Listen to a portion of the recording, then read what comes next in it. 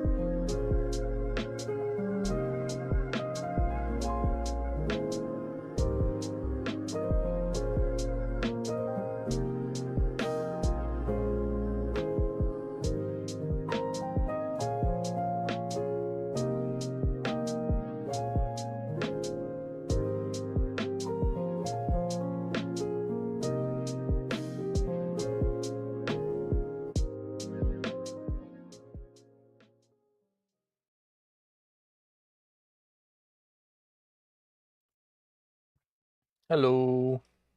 Hi. How's it going, everybody? Howdy, Metal Gear. Thank you for stopping in, and you got the first as well. Hell yeah, dude. Hell yeah. Here, we're gonna switch to just chatting, or the just chatting screen, I should say, not the category. And I'm gonna put on a little bit of background music, just for the sake of having background music on. Hello, why is background music not working? Hold on. Hold on. Does it work here? No. Why? Just a second. Switch back, maybe? We're gonna figure this out live on stream, like a Chad. Like an absolute Chad. Okay, hold on. Da.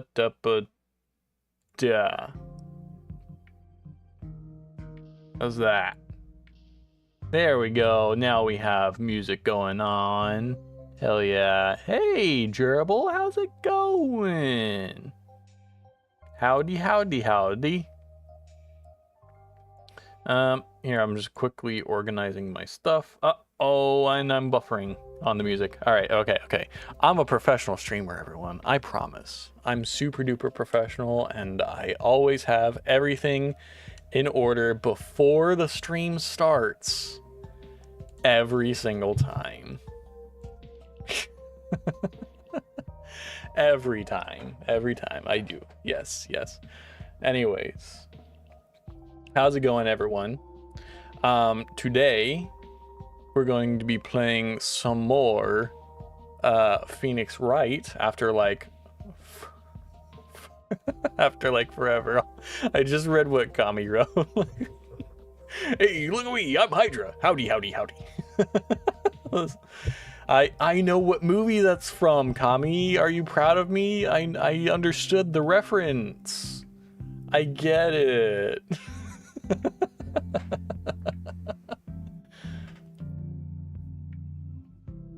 If this intro disturbs you, please don't hesitate to call. Your donations keep streams like this professional.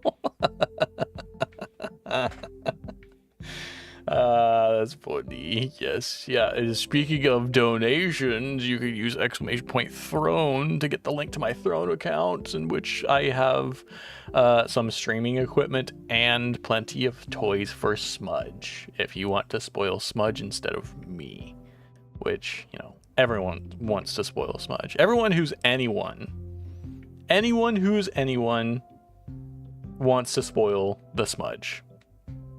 So if you're someone, then you know what to do. Just saying. Nah, I'm not that much of a shill, but I like to leave it available for people who choose to, you know. I did get like a donation from both Dan and Yuffie, I think, for Christmas. I think it was sometime. It was from Dan and Yuffie. It might have been for my birthday. But it was towards an Elgato Stream Deck, and this was before I knew that if you crowdfund an item and someone donates to it, you cannot remove that item anymore ever without losing the people, without losing the money that the people donated. Like the Throne just eats the money. Like they just take it. They don't pay it out. Which sucks, because now like I could try to go and find a cheaper one, or try to like buy it myself. But then if that eventually gets paid off, I would then have 2 Stream Decks, which I'm like, do I need that? Do I need 2 Stream Decks? Is it even useful to have 2 Stream Decks? I have zero clue. I have no idea. I barely even know how Throne works, to be honest. I just saw that everybody was like, oh yeah, make a Throne for people to like gift you stuff and donate. That's not through like Twitch bits, where Twitch takes a portion of it, or subs, or YouTube super chats. And I'm like, okay, well, I guess it's a more direct way then, technically, I suppose. And then he just set it up. And apparently I did that poorly.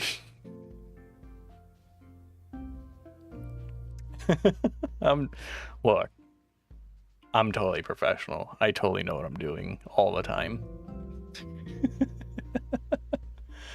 Okay, well, how is everybody today? I hope you're all good. Like I said, we're gonna be playing more Phoenix Wright, so I probably shouldn't be chitter-chattering too long. Hey, Gerbil's on a 55 stream streak. Hell yeah, dude. That's great. That's a super long time. Let's see. I stream 3 times a week about. And even then I do like odd off schedule streams that aren't on days. So wow, that's some dedication there, Gerbil. I appreciate you. Thanks for sticking around for so long. Anyways, Phoenix Wright today. We're jumping back into it, I believe, in the middle of a trial, because I just got busy with a whole bunch of other stuff. You know, Smudge having the sleep regression and the teething and the this and the that and the new games coming out and the collabs and everything. And I didn't quite have time to be available to play more Phoenix Wright, which is a shame. I really missed the game. Although I didn't miss the having to voice Miss Oldback. That wasn't super fun the last time. I think I lost a little bit of my voice the last time that I played Phoenix Wright. just because there was so much talking from Miss Oldbag. And her voice was so grating on me that I wasn't prepared for it. But hopefully we won't be talking to her as much today.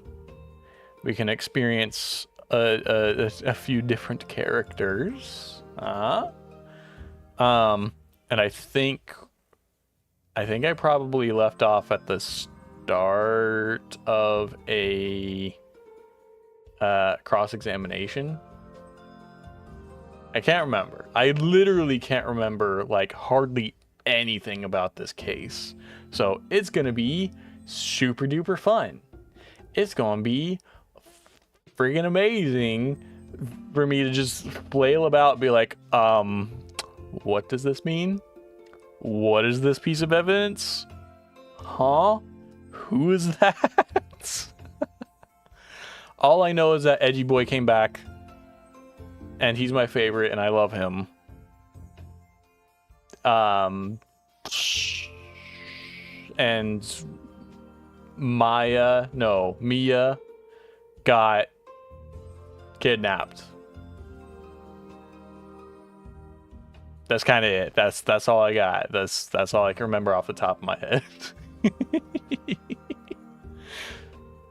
All right. Well, I think with that, I don't really have much else to yap about, so I think we could probably just get right into the game. Let me go ahead and start it. And then once it's up, we'll switch over to the gaming screen. To the gaming. To the Gaben. I'm pressing enter, loading it up. There we go. And then the content, and then the gaming, and then that. There we go. Turn the just chatting music off. There we go. Good. Great. Excellent. Awesome. I'm excited. Are y'all excited? I'm excited. Put your favorite emoji of mine in the chat if you're excited. Yes, we're using those kinds of chat bait. We're using that type. All right.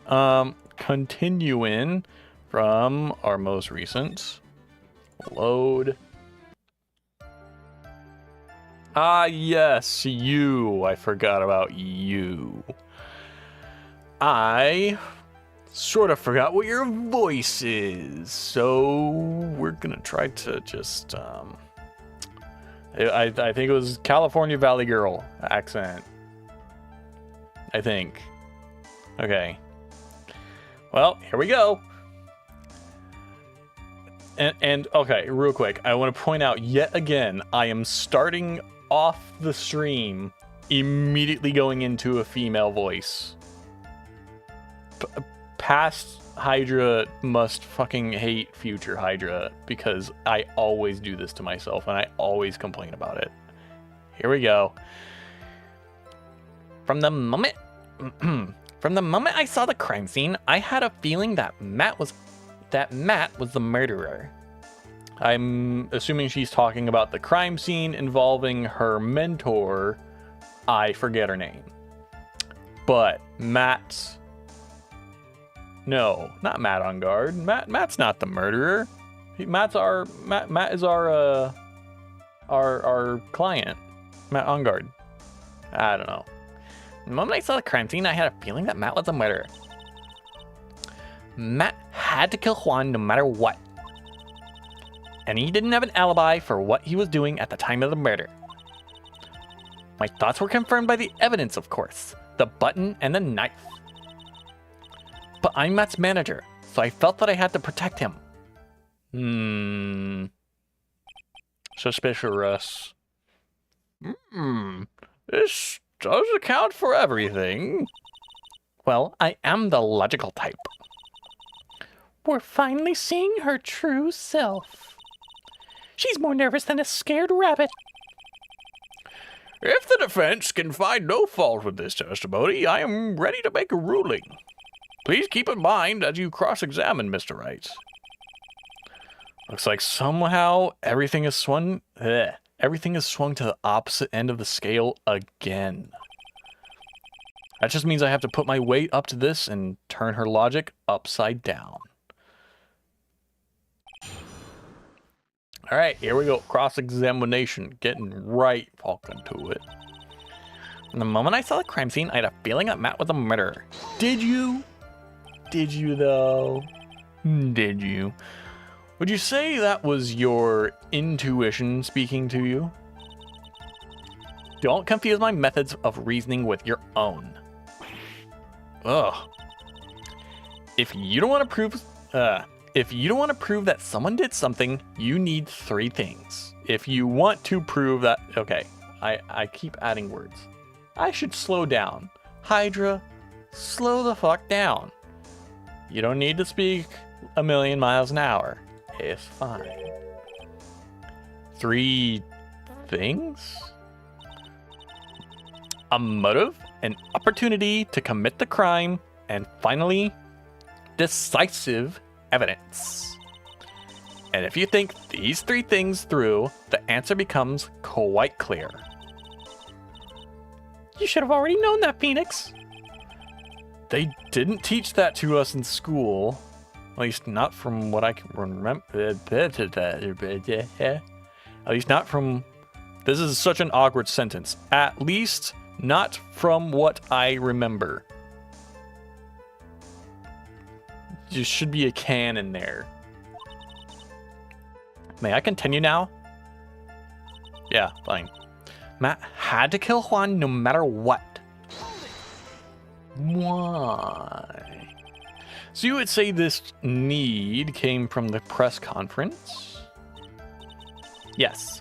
Do you know why Juan chose that event and that hotel for the conference? I can't read today, dude. Because that was when he could cause the most damage to the public's beloved Matt on guard. And you knew of this plan, didn't you, Miss Andrews? Yes, because I was the one who set up the conference and prepared the costume. But I'm sure Mr. On Guard himself didn't know anything about the press conference, the Cress Conference, the Ponce Crenfence,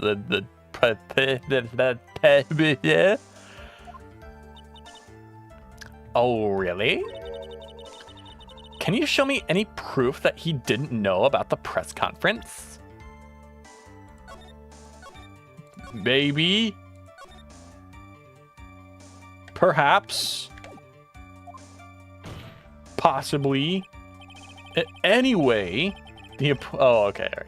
Anyway, the important thing here is that this information was not in your testimony. Yes, I agree. Miss Andrews, please correct your testimony. If you please. Why are you... Okay. You said please twice. You're repeating yourself, Judge. Grasping at straws now, are we, Mr. Wright? I know what his motive was, but I don't have any way to prove I'm right.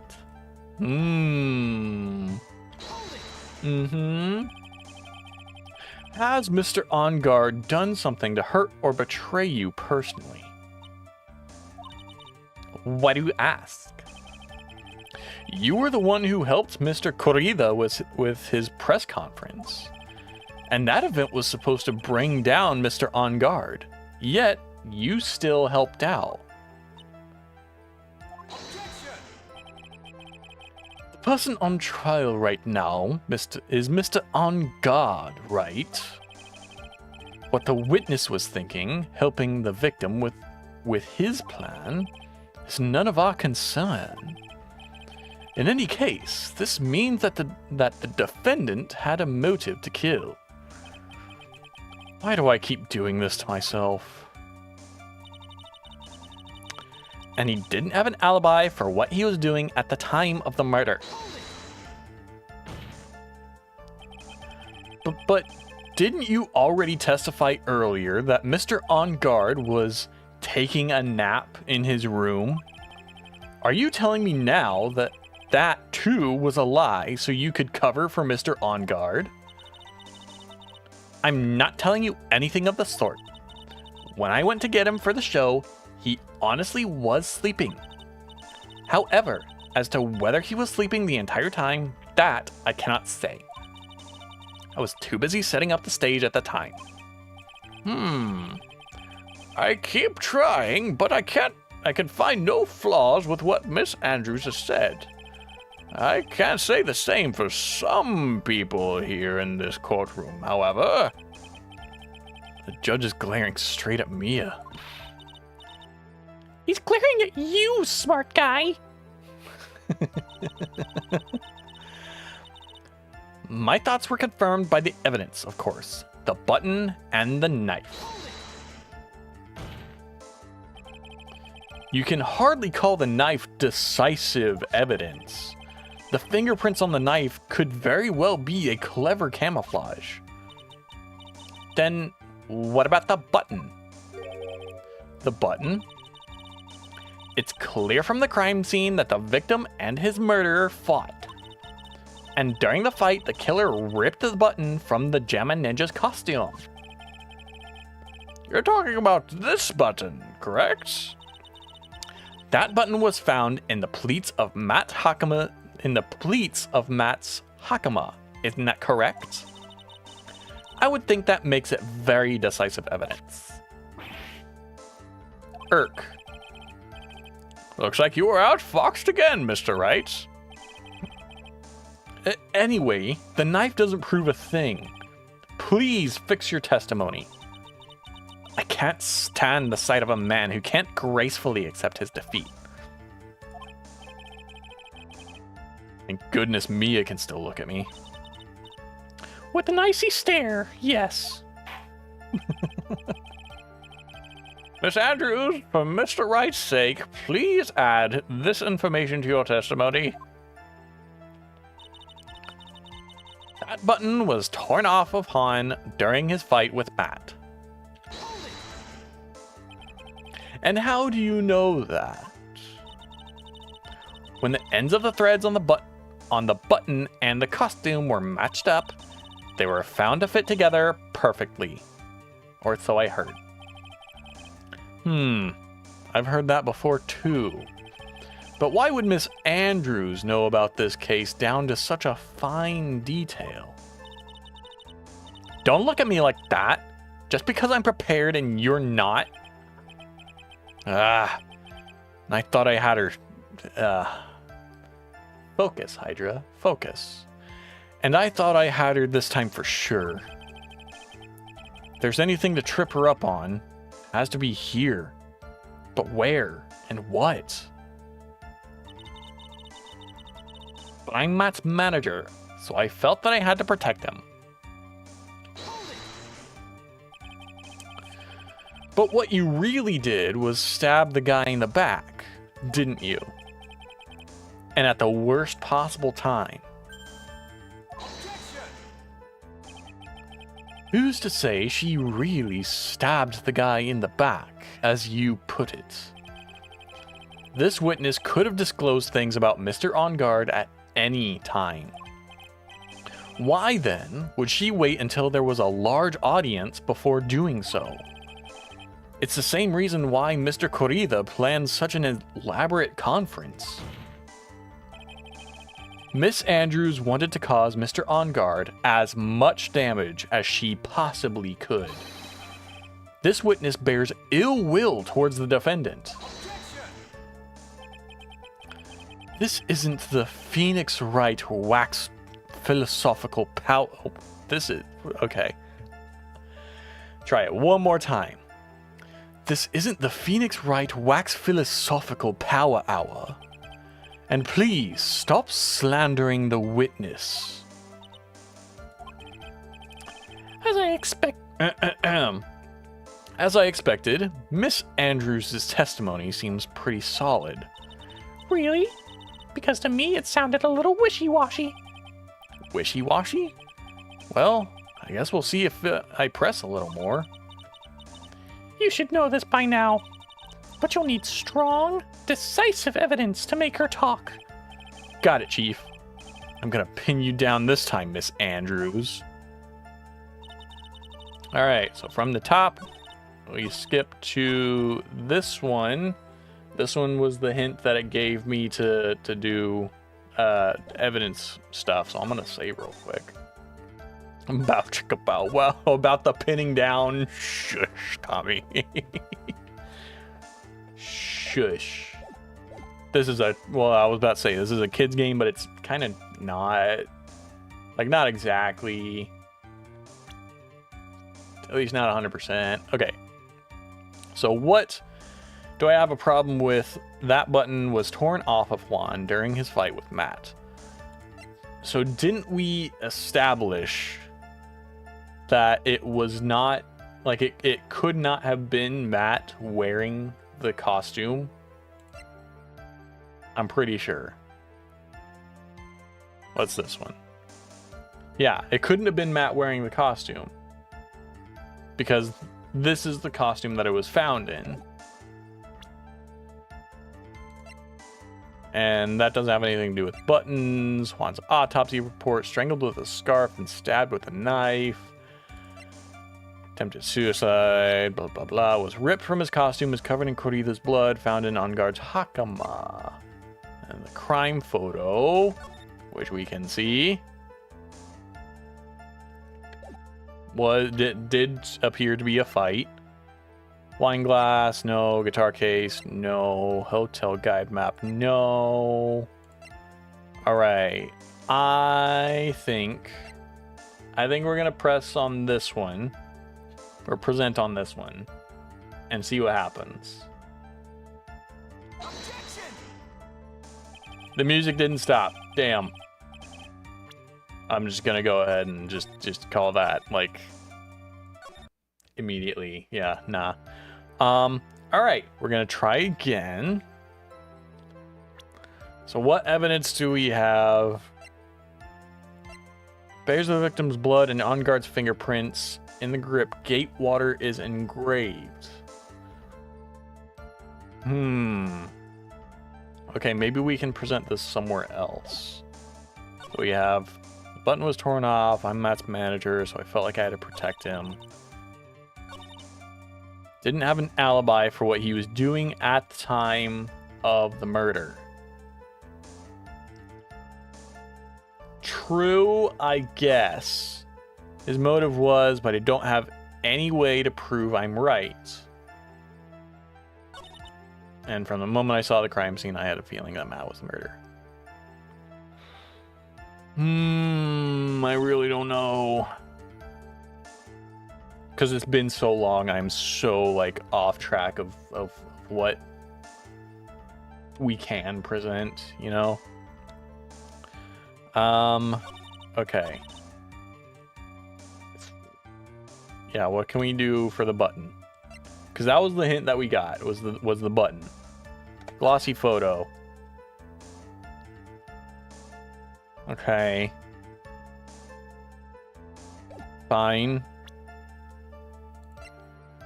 We have a radio, we have Lotta's camera, map of the Gatewater Hotel. Yeah, no. Guitar case, there's some water, but only on top of the lid bears Corrida's fingerprints. We have the wine glass filled with tomato juice, bears Andrews' fingerprints, which we have an explanation for that already. Strangled with a scarf, then stabbed with a knife. Yeah, I don't know, dude. I really don't know. Okay, I'm gonna look it up. Let's see, what part are we at? We are at episode 4, part 2-2. Okay. Phoenix Wright. Episode 4. Walkthrough. Part 2-2 on this website. see. Was it this one? Because this one has it broken down by days, not parts. Let's see. Witness.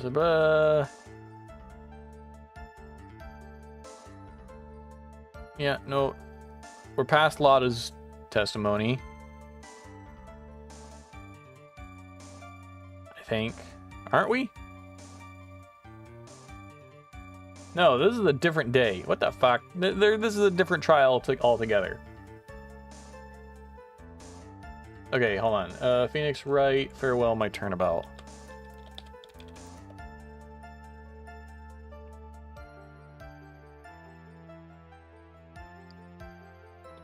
Yeah, not justice for all. I don't want justice for all.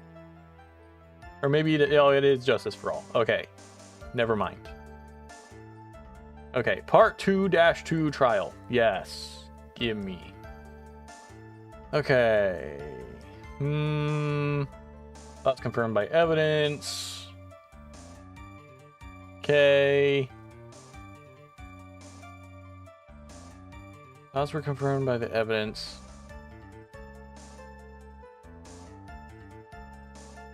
Okay, when I saw him sitting like that. What the fuck? What the fuck? Okay, hold on. Because this is confusing to me.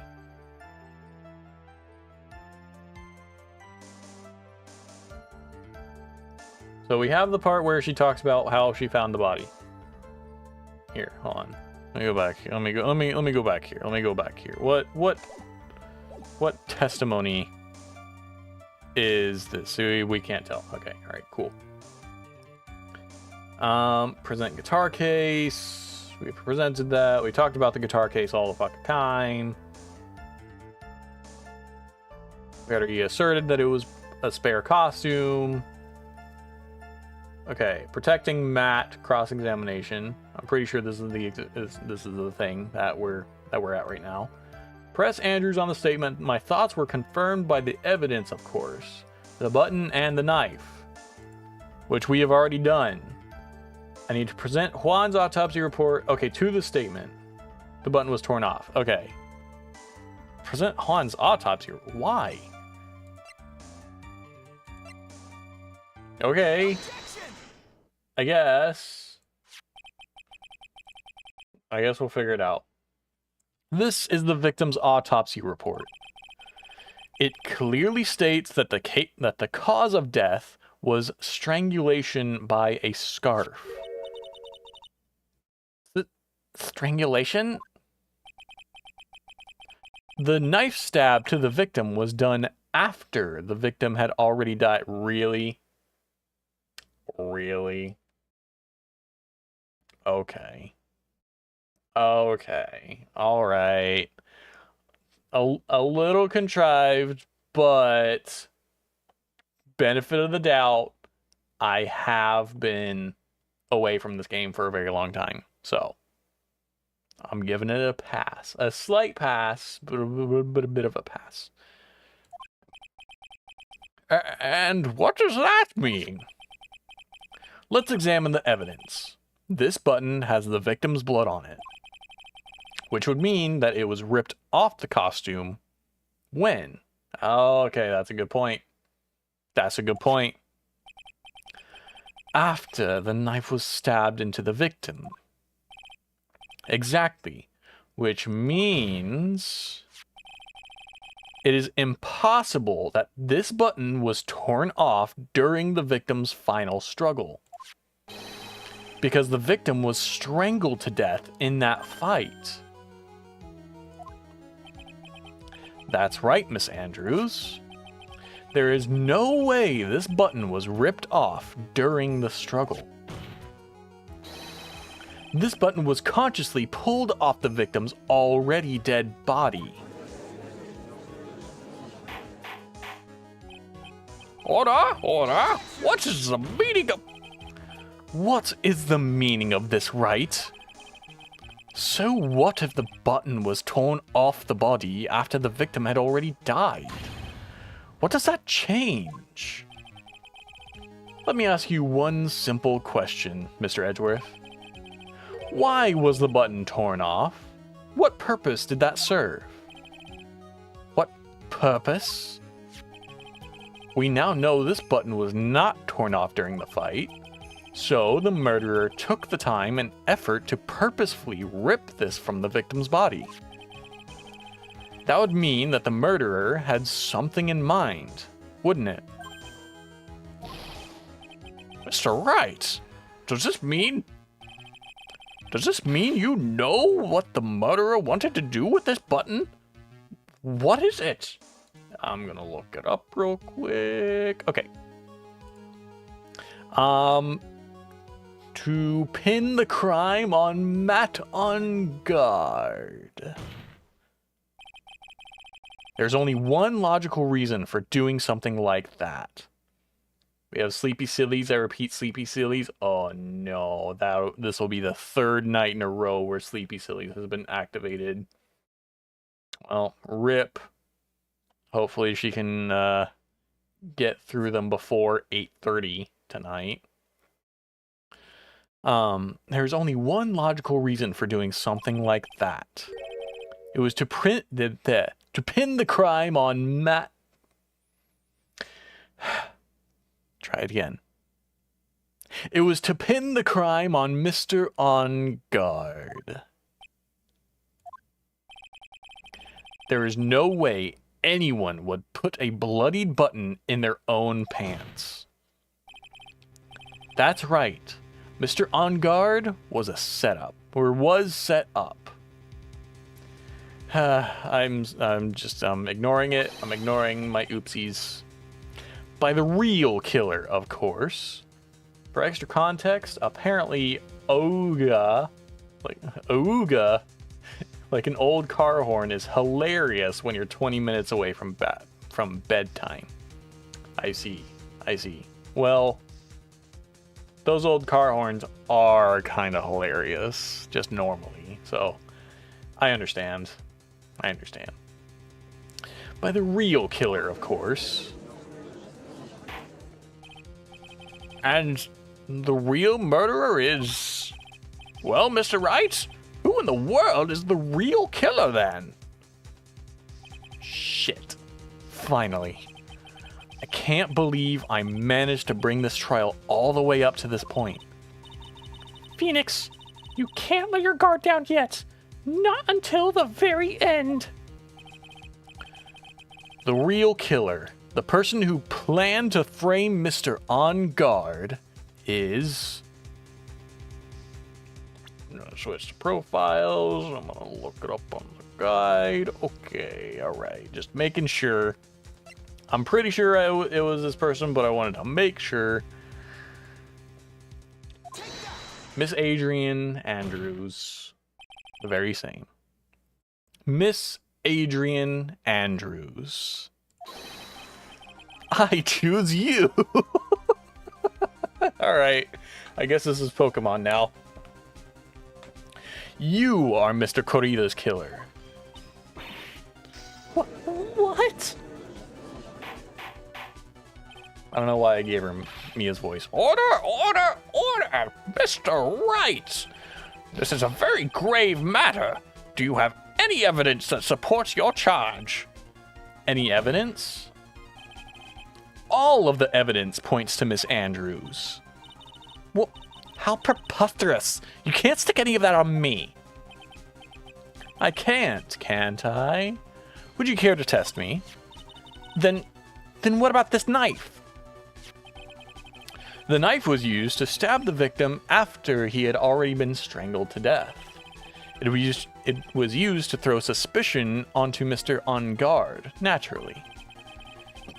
A knife covered in the defendant's fingerprints could only be taken from his room. And the only one who had dinner with him and knew which knife to take was you. Oh, her glasses? Okay, that was pretty funny. Her glasses broke and then she took them back. Then, what about the button that was found in Matt's Hakama?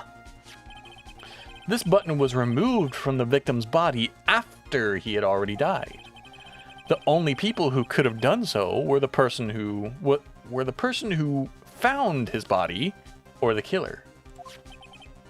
However, if Mr. On Guard was the real killer, there is no way he would have put such incriminating evidence in his own Hakama. Oh, there's another pair of glasses. The only person who could have put this button into Mr. On Guard's Hakama is the person who went to wake him up from his nap, which is you, yet again, Miss Andrews. I see, I see. What about the empty guitar case? That is also another piece of evidence that incriminates Miss Andrews. That costume was used to hide the real killer's identity as they fled the crime scene. Now, who could have known that there was just such a costume inside the guitar case?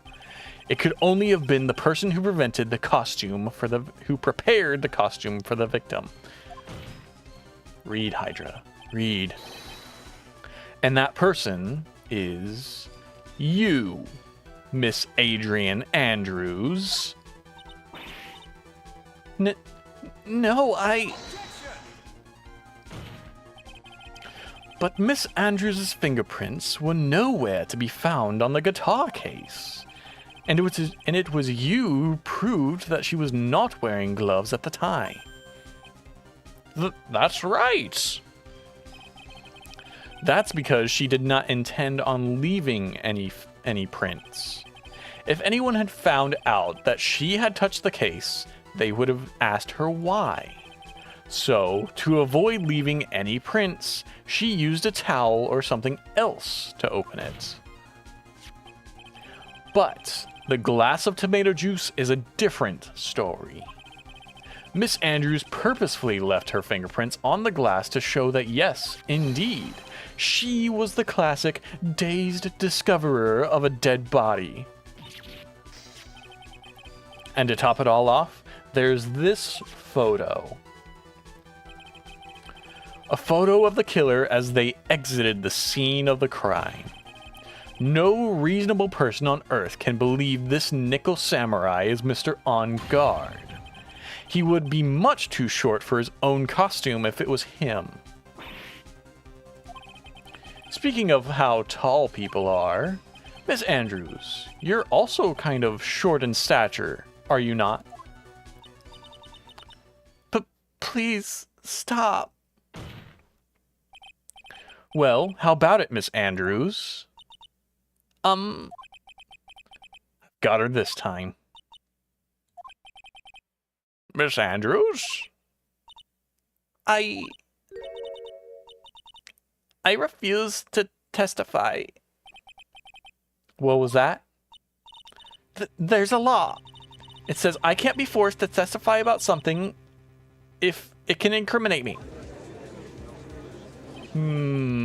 Highly suspect. Well, yes, you're absolutely correct, Miss Andrews. The law does provide us with a way to avoid self-incrimination by allowing a witness to not testify if the testimony can cause damage to themselves. What? Pleading the fifth is not something most people would think to do on the spot. Well, it should be something that you do, like, every time, but, yeah.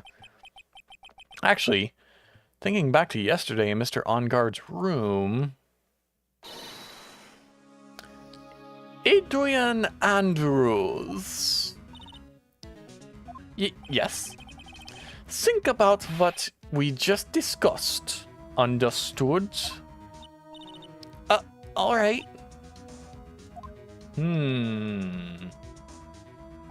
Interesting. That's it. That's when Franziska planted this idea into her head. She must have told Miss Andrews to not testify if things look bad. You did a good job proving everything up to this point, Phoenix. But there's still one thing you haven't done. Something I haven't done?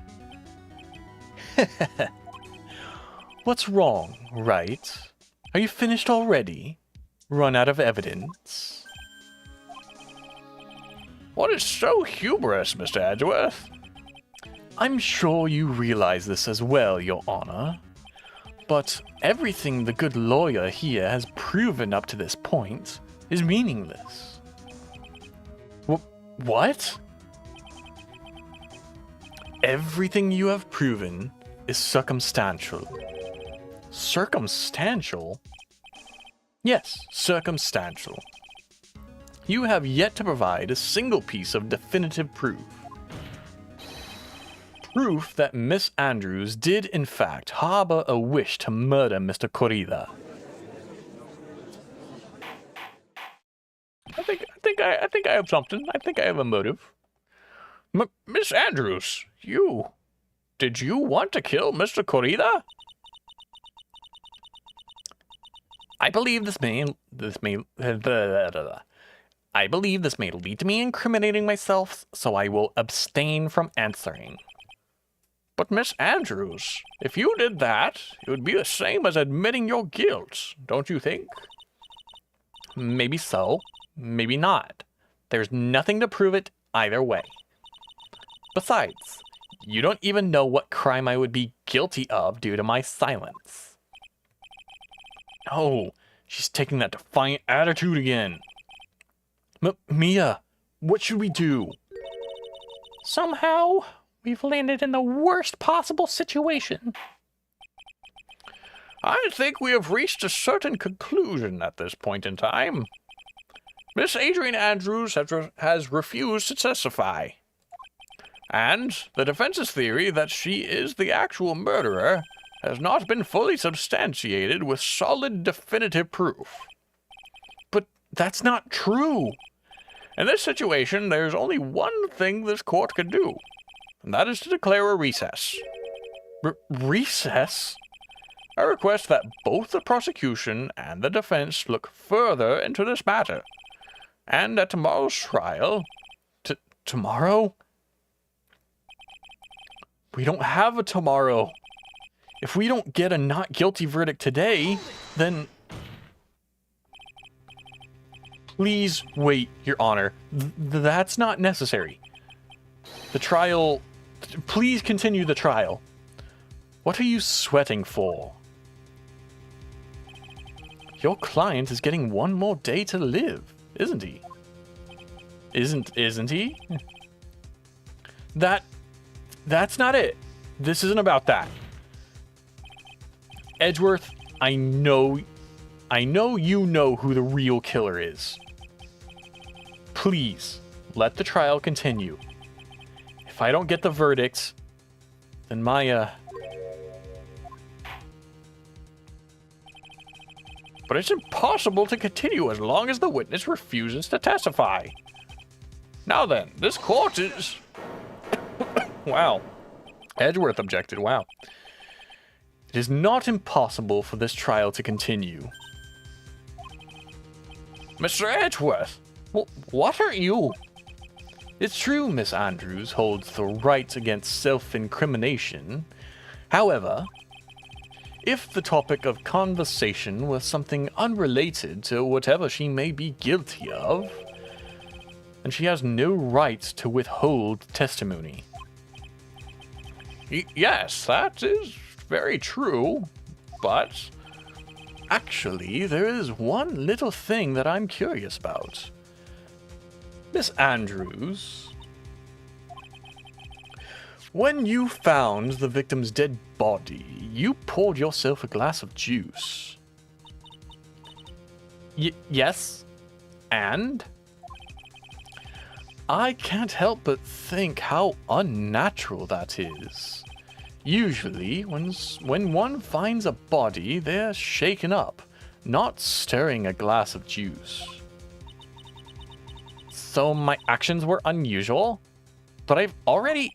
Before you speak, I want to state that if you have a reason behind your actions, I would like you to testify to that effect. Testify? Your Honor, I would like to request that the witness testify again. as to what happened when she first discovered the victim's body.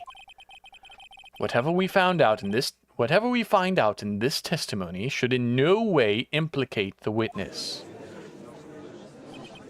All right.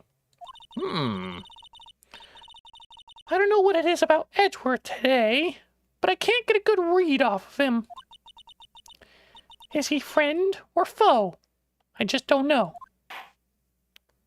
I'm a poet, and I didn't even know it. The court acknowledges the prosecution's request. Miss Andrews, if you please.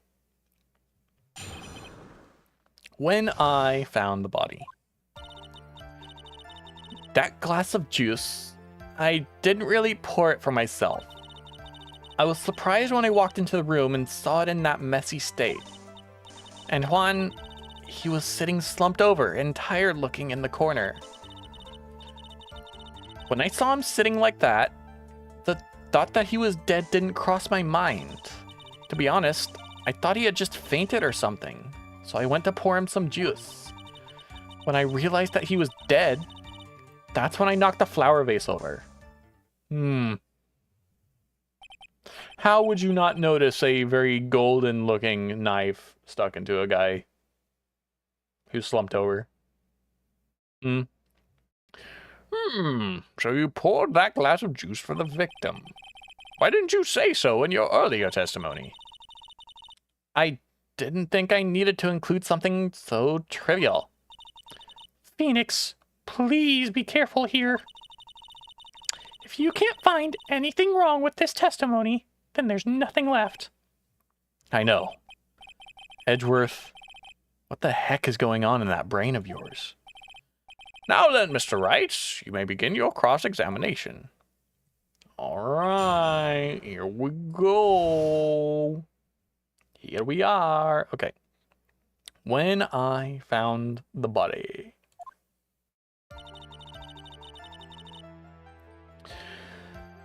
That glass of juice, I didn't really pour it for myself. But there wasn't anyone else in the room, right? Of course not. Then who did you pour it for? Mr. Wright, there's a rhyme and reason for everything. Can you wait just a little longer for it to be revealed to you? In other words, Wright, be quiet and listen. Precisely. I couldn't have said it better myself. I was surprised when I walked into the room and saw it in that messy state. So it was a mess. Are you sure it wasn't messy because of your fight with Mr. Corrida? I understand your frustrations at not being able to prove your theory. However, before you go accusing people of crimes, go find yourself some evidence. And then, what did you see next, witness? And Juan, he was just sitting slumped over and tired looking in the corner. Slumped over? Yes, he was just sitting there with his head tilted forward, eyes closed. He really looked like he was sleeping. Is it just me, or did that right there sound a little odd? When I saw him sitting like that, the thought that he was dead didn't cross my mind. Yeah. Then what did cross your mind? I thought maybe he had smashed everything up in anger because he lost the Grand Prix. And then felt tired after his rampage, so he decided to take a nap. Anyways, that's what I thought. I see. So you didn't think he was dead at all. To be honest, I thought he had just fainted or something. So I went to pour him some juice. You thought he fainted? I thought he was asleep at first. But then the room was in such a messy state, I thought maybe he had gotten into a fight with someone. And that's when you went to pull the glass of juice. Yes, he always has a hard time waking up. So Juan always has a glass of tomato juice to drink. I see. And after that, what happened next? When I realized he was dead, that's when I knocked the flower vase over. And how did you come to realize that he was in fact dead? I shook him over and over, but I never got a response. So I set the glass down on the dresser and tried to take his pulse. I was shocked and staggered backward and knocked the flower vase over. So that's what happened. Yes. This is what it all comes down to. It all comes down to. Huh? This is the absolute end for both sides.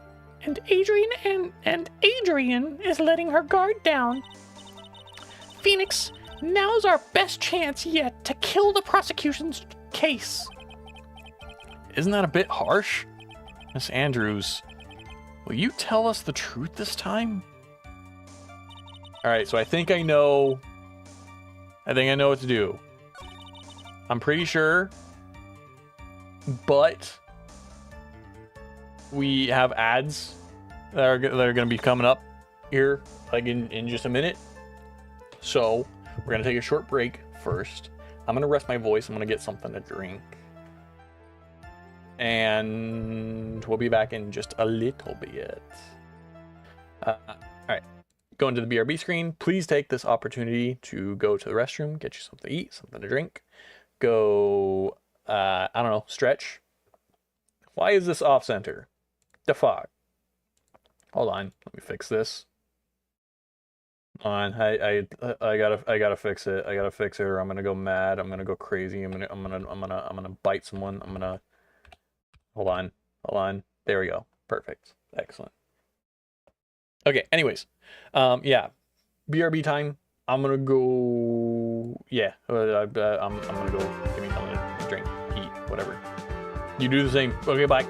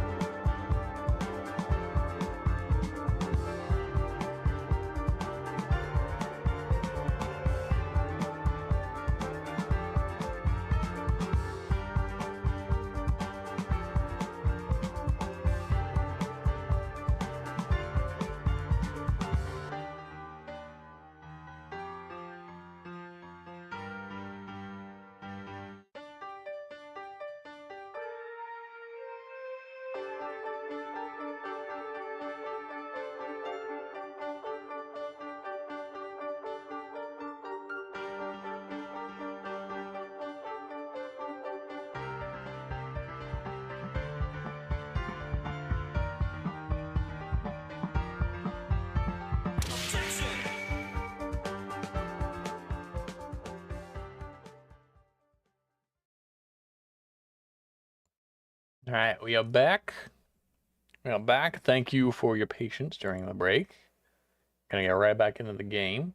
No dilly-dallying or anything like that. I had to turn the music down because it was playing in my ears while the BRB music was playing too.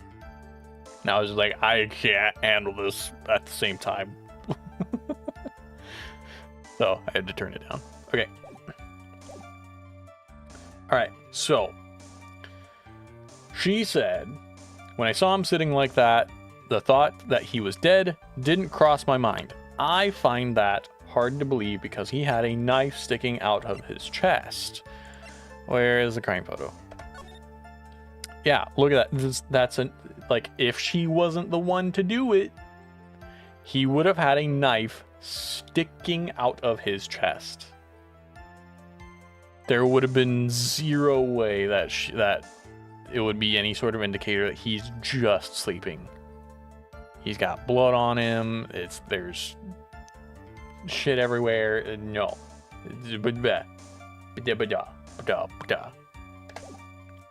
So, I'm pretty sure it's this. Objection! So you honestly didn't think he was dead when you found him? No, not at all.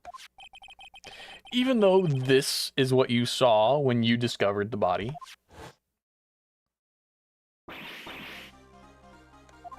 Ah, well, what is the meaning of this? Isn't it obvious, Your Honor?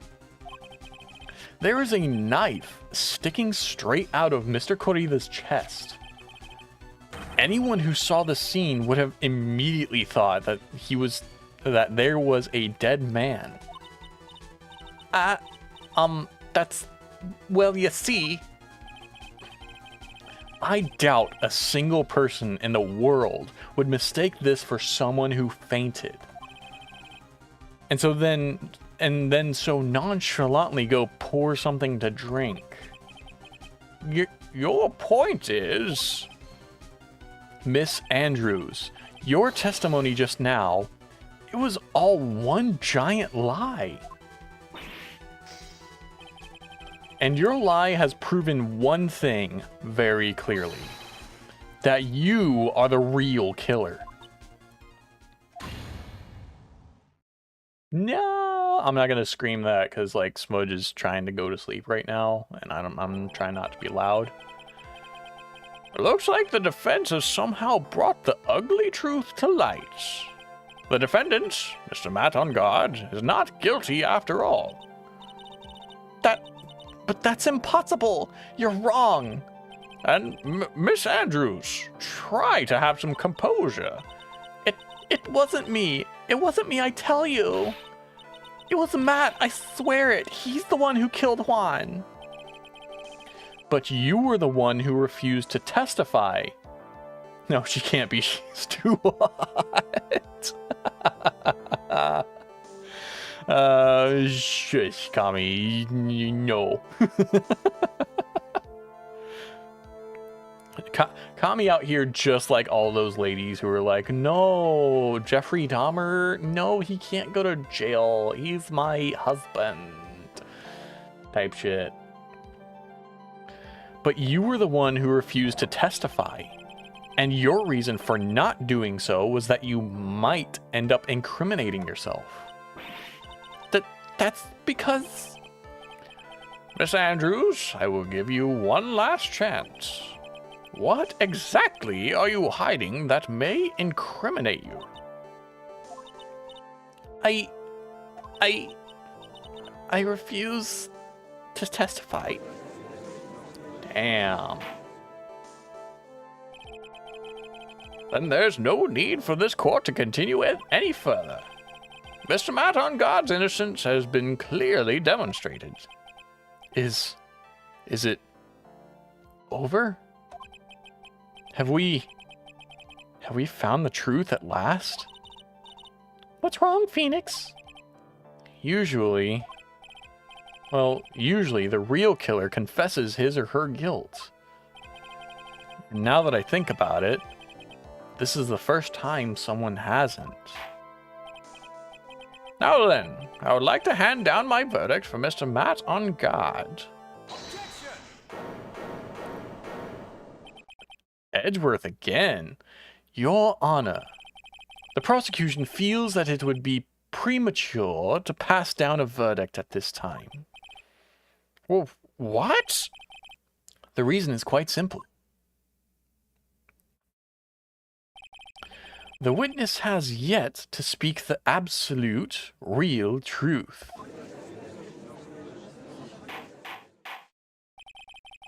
The absolute, real truth? What are you... Witness, don't you understand yet? Huh? I don't know who planted this silly idea in your head, but as long as you protect yourself through your silence, Matt on guard will go free, and in his place, you will become the guilty party. That's a lie. I don't believe you. What? I was told if I spoke, then it would be all over, and Matt would never be declared guilty. Well, what in the world is she talking about? Has she lost it? I can't speak about it. I'm too scared. It's Franziska von Karma. Huh? Don't you remember Phoenix? Miss Andrews lives by gripping tightly to the words of another. Because she doesn't have the strength to believe in herself. Then right now, Miss Andrews is... Oh my god, Kami. Do not worry, princess. I will protect you. Kami over here. Just thirsting, be like... ravenous. Oh my god. Yesterday, she was tossed a lifesaver by Miss Von Karma. Don't say a word, no matter what happens. If you do, Matt on guard will be acquitted. Miss Andrews undyingly believes in those words right now, and is clinging on to them. Then what should we do? This is the first time I've ever come across something like this. But Miss Andrews has to be the killer, right? All we have to do now is get her not guilty. That is my only oh goodness, that is my only priority. Undying, you say? Coxgun. That's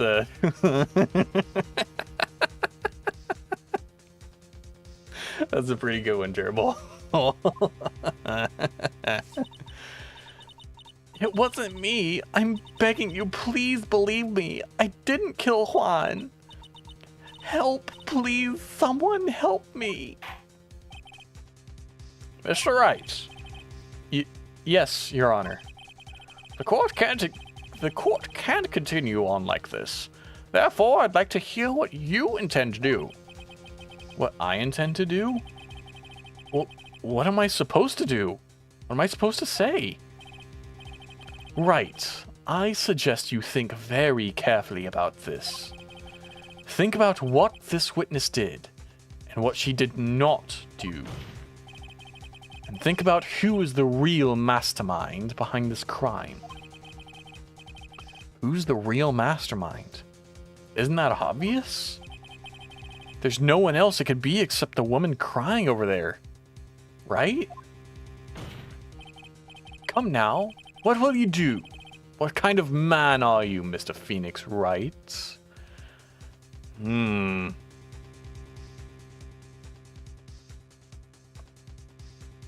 Okay, so logically, if I were a real attorney, my highest priority would be the requested not guilty verdict. Hound of the Ever, I'm Phoenix fucking Wright.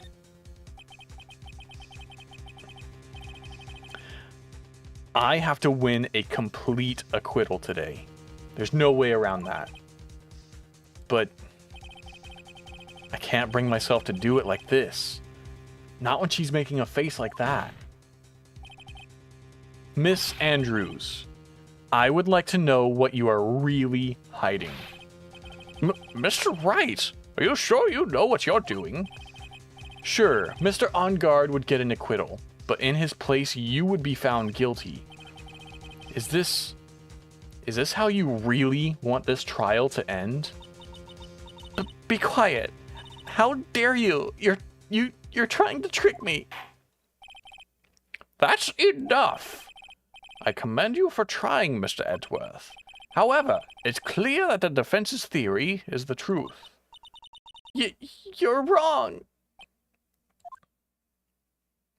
I mean, poor girl. She can't see what's in front of her. Like, she was told a lie, essentially. What a shame. I had hoped things wouldn't come to this. However... What is it, Mr. Edgeworth? Miss Andrews, since you absolutely refuse to testify, it falls on my shoulders to disclose this to the court. Stop! Mr. Edgeworth!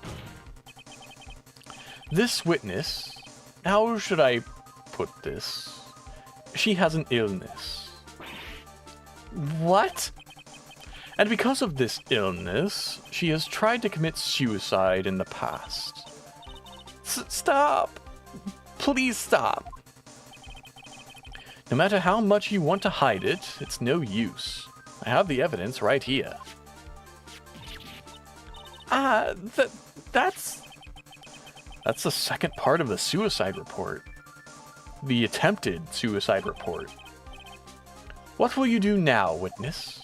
You know what I'm about to do, don't you? I will now reveal to the court the true nature of the pitiful woman known as Adrian Andrews. The secret of her dependent nature. Having other people know about it scares her more than anything else in this world. Please stop. I beg you. If people find out, I'll... If you're going to say you would choose death, that is of no concern to me. Damn, Edgy. Damn. That's fucking cold. Edgeworth, how can you be so cold? However, before you die, I will pull the truth from your still breathing lips. No matter what I have to do. Damn! Oh, does anyone else find this kind of hot?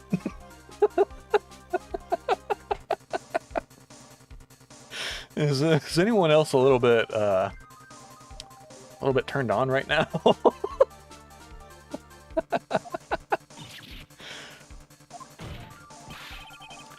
So, will you tell the court yourself, or shall I? Herbal, don't give me that look, Herbal. You know what I'm talking about.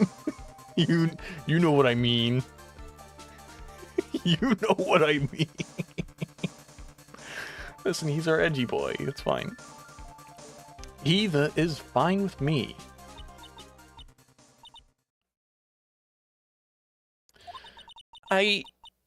I'll talk, but please help me.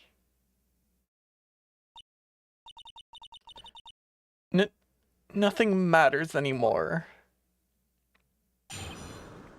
Ah, here it is. Here's the truth. Here's the truth. When I first saw him, I really thought he had fainted. Honest. Right. Sorry, I had to click something. I really thought he had fainted, honest. When I realized he was dead, that was when I formulated my plan.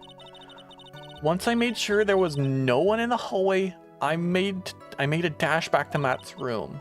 And then I stabbed Juan's dead body with the knife and ripped off the button. Just when I finished and was returning to Matt's room, I had a bit of an inconvenience. And that's why I ended up using the nickel samurai costume. Stabbed the body? With the knife? But why would you do that? Also, hi, Cozy. You look very... Okay, alright. Cozy looks like she had a rough time with putting Smudge down. Which really sucks, because this is the third night in a row where Smudge has gone for much past her bedtime. And has suffered because of it. Yesterday was rough too, dude. Stabbed the body with a knife? But why would you do that? Isn't it obvious? To pin the blame on a certain person. A certain cowardly man. What do you mean by all of this? It might take this court a little while to understand, but this is the truth. The real killer is Matt, that scumbag of a man. I'll never forgive him. He's trying to escape his guilt again, just like last time. Last time? So, Miss Andrews stabbed the victim, Juan Corrida, in the chest with the knife.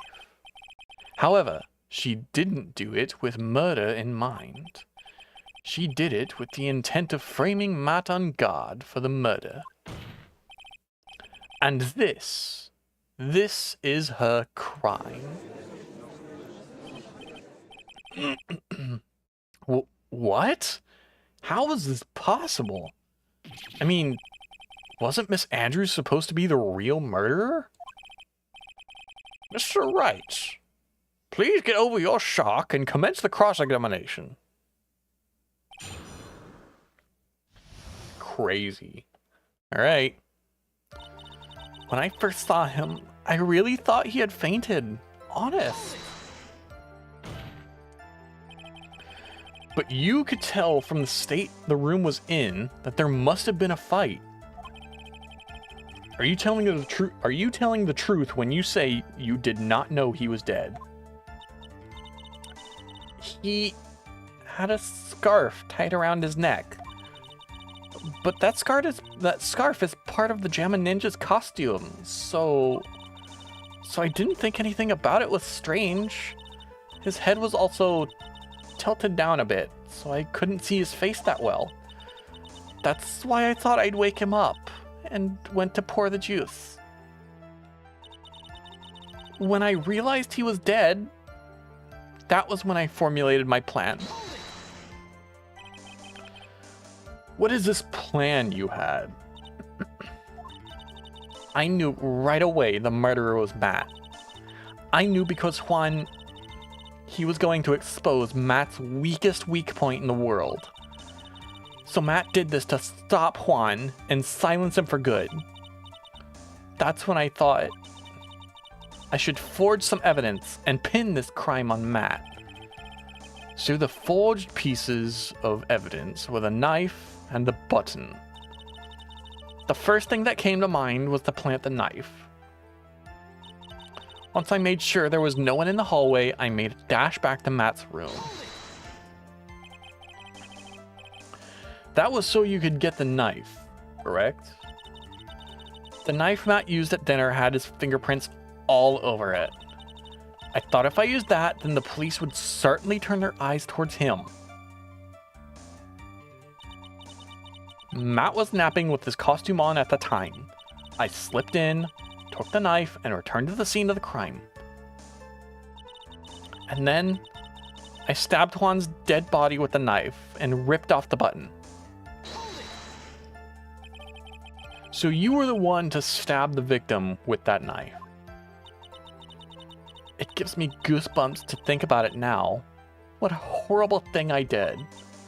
But at the time, I couldn't control my own body. It moved on its own. Then, when I stabbed Juan's dead body, I suddenly realized something. If I used the button somehow, I could make Matt look even more suspect. So you thought to rip one of the buttons off and then plant it in Mr. Angad's Hakama. Yes, that's what I had planned to do. But things never go that smoothly, do they?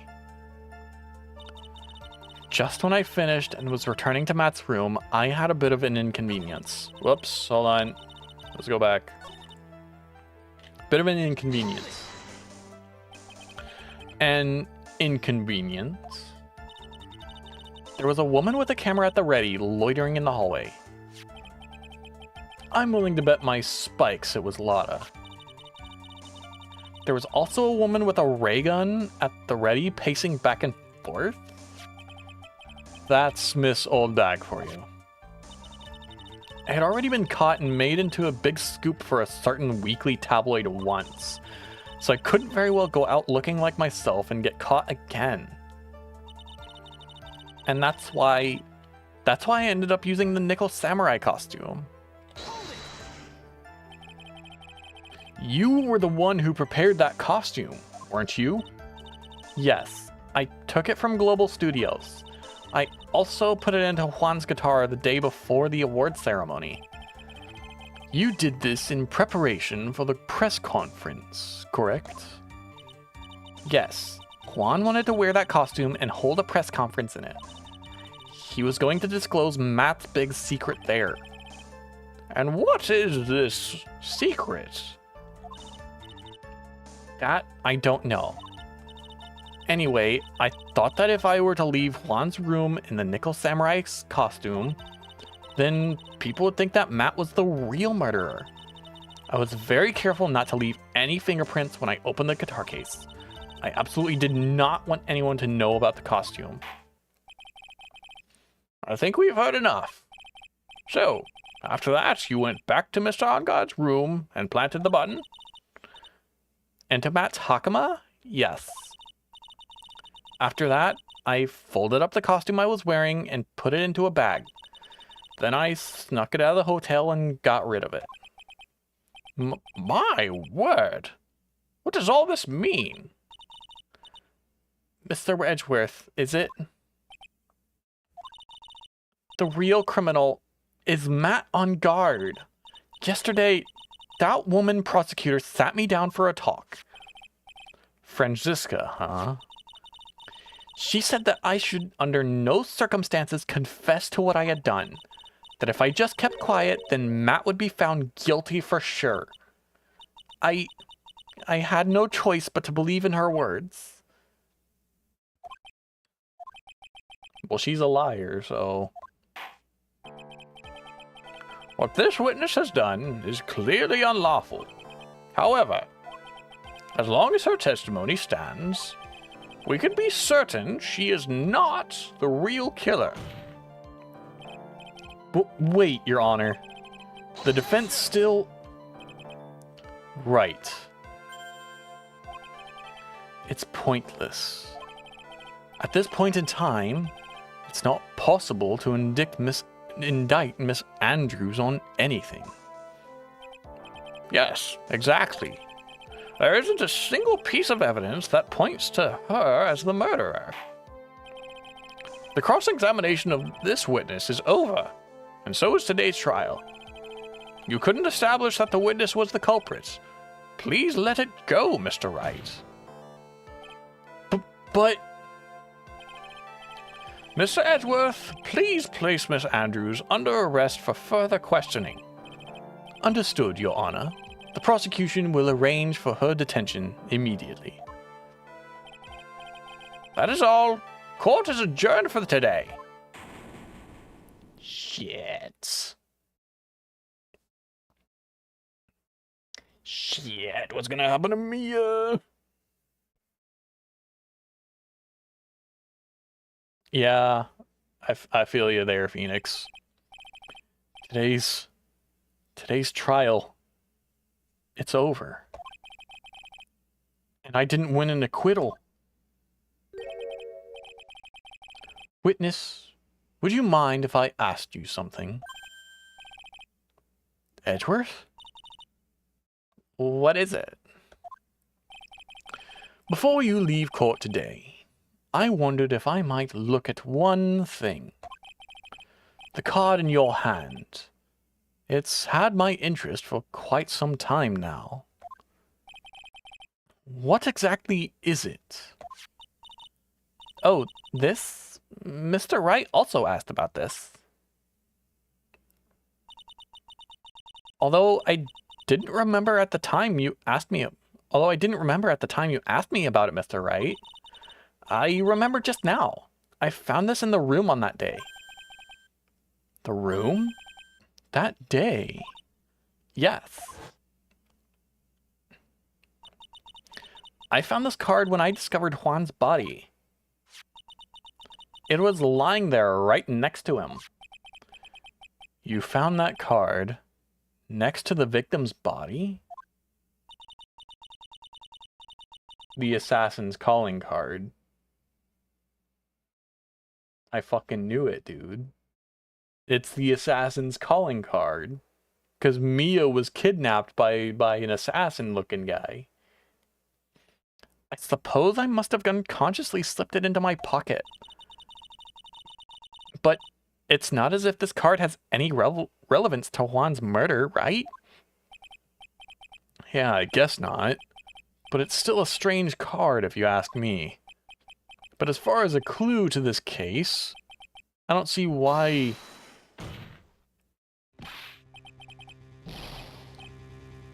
Witness that card. Give it to me. Hurry. Edgeworth? Do you have any idea what you have stupidly yet inadvertently done? This... I can't believe you hid this from me all this time. I didn't mean to. What is this all about? I've never seen Edgeworth so emotional before.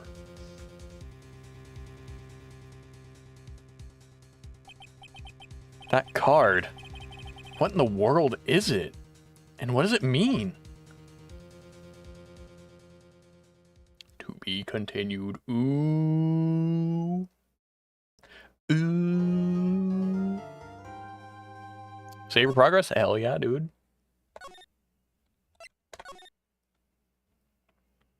Alright. Let's continue on. Continuing onward, March 22nd, 5:24 p.m. Wright & Co. Law Offices. Ah, shit, this kid's voice. Mystic Maya! Mystic Maya! There, Pearls.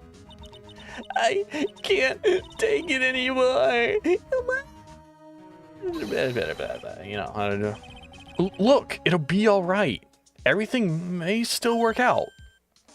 Huh? The condition was that we had to get a not guilty verdict.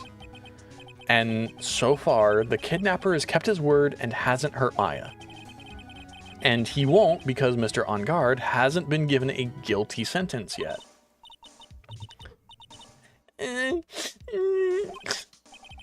Cheer up. We don't have time to stand around crying. We have to get going. You're right. Mystic Maya is in much more pain than I am. Yes, that's right. So... Hey, you guys. Glad I caught you, pal. Mr. Scruffy Detective. Oh boy.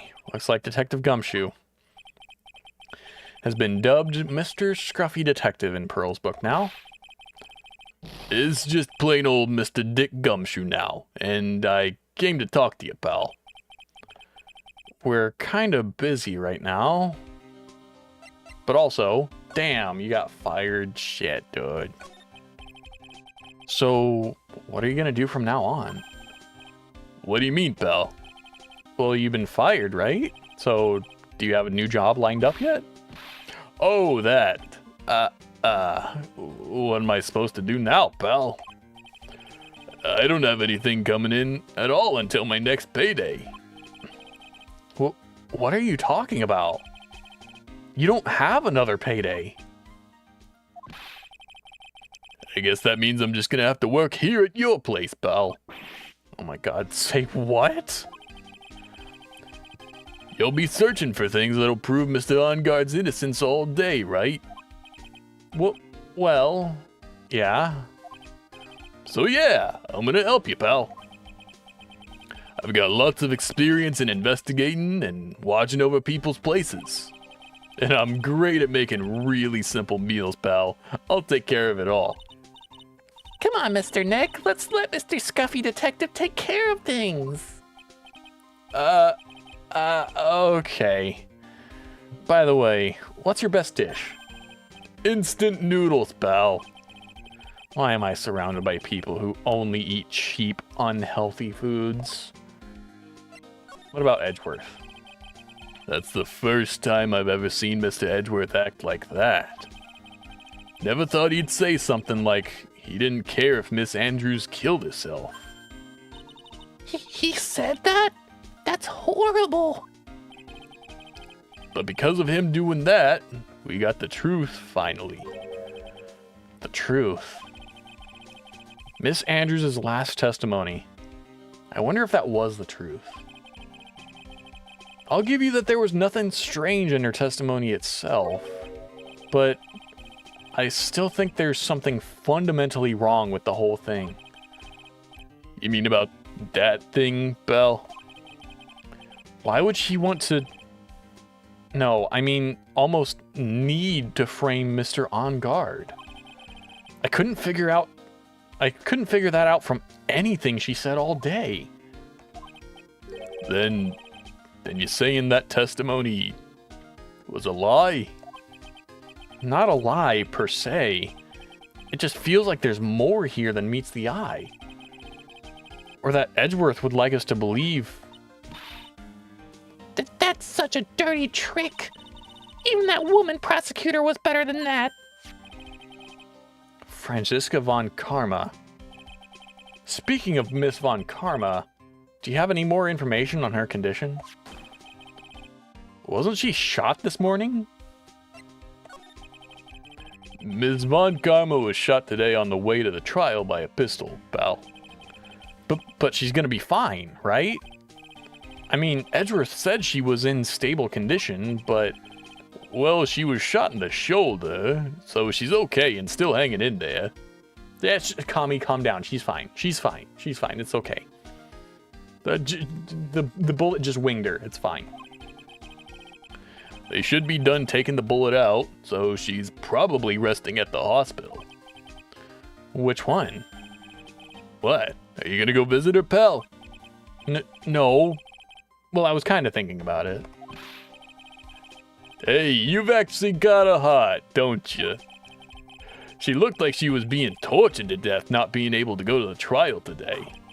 So maybe it'd be good for her to... it'd be good for her if you went and let her whip you for a bit, pal. No, Burley, no. No. Let's go let her whip us, Mr. Nick. It should have been me.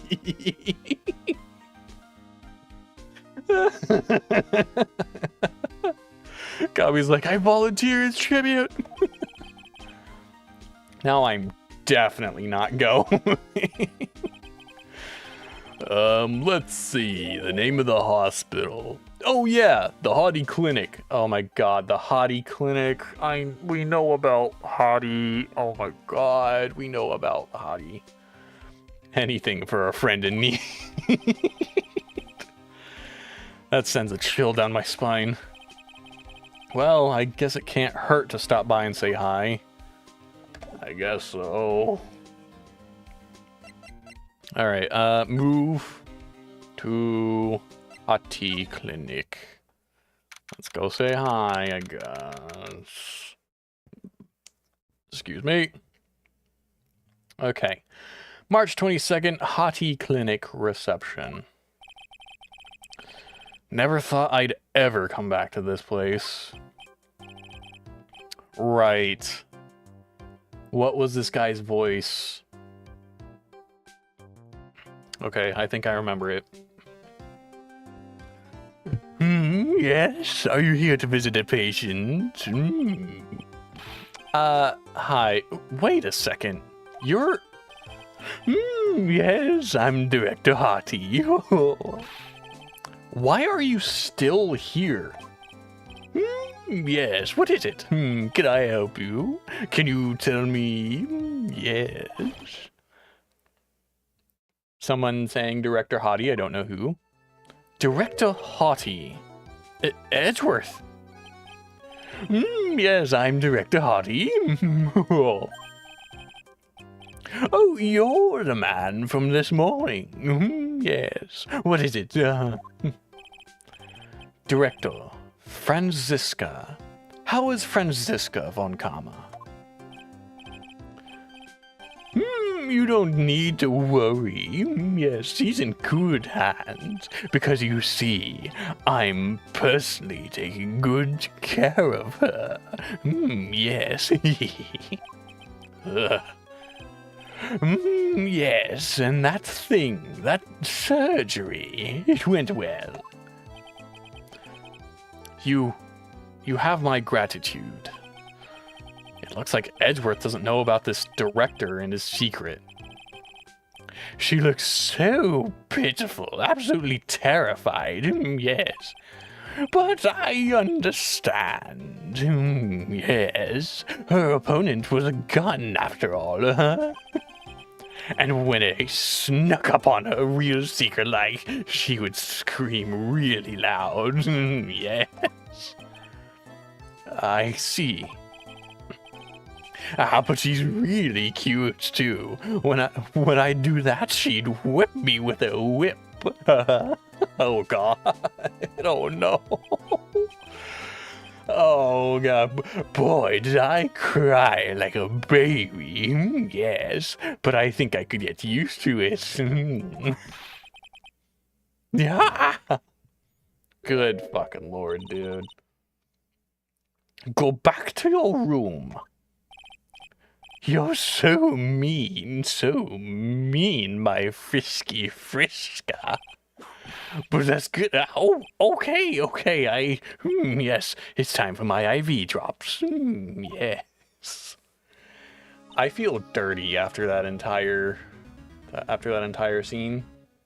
I don't like how that made me feel. And what are those tulips doing in your hands, Mr. Phoenix Wright? I knew I shouldn't have come here. One of us.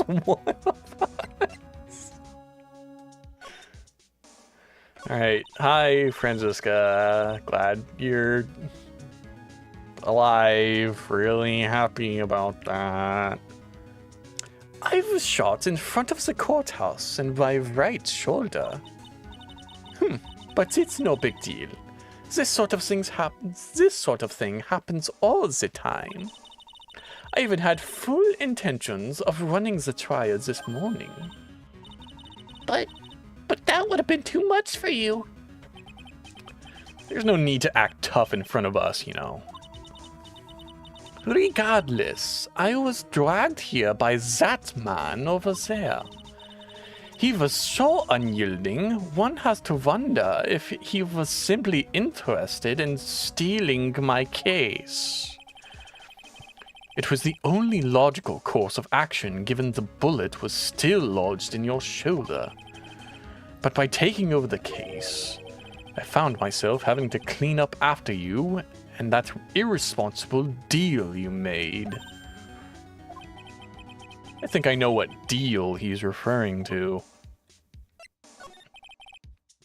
Miss Von Karma, you made a deal with Miss Andrews yesterday, didn't you? I don't know what you mean.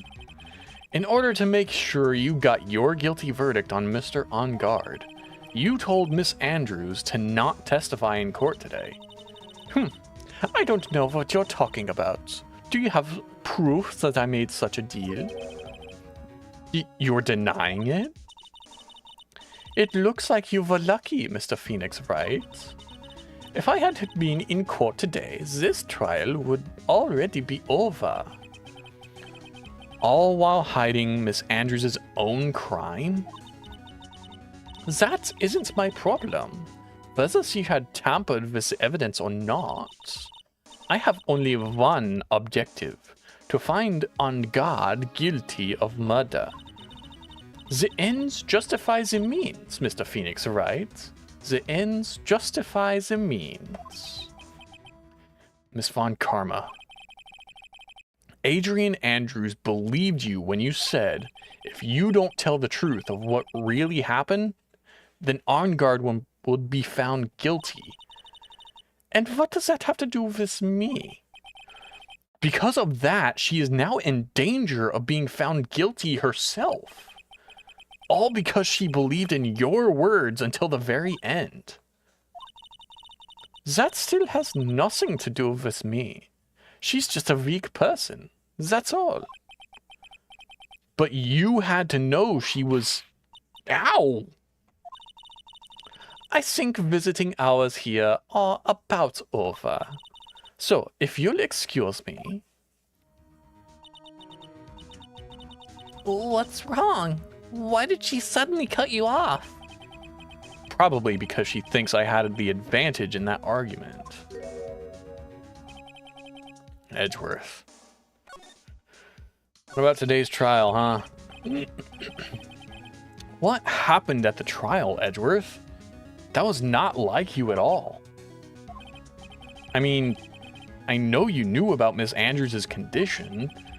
You could have made her testify as many times as you wanted, but to go that far? But she wouldn't testify about that until I said something. Listen, right. The courtroom is a garden of judgment. I'm putting myself on the line when I stand in there. And that's why I made the witness do the same. It's only natural. What about this card, dude? By the way, Edgeworth, you were really angry in court today. That's rare for you. Witness, that card. Give it to me. Hurry. Do you have any idea what you have stupidly yet inadvertently done? This. I can't believe you hid this from me all this time.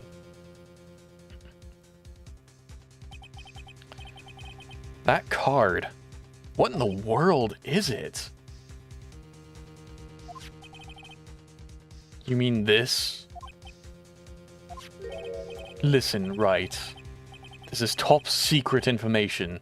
You absolutely cannot leak this.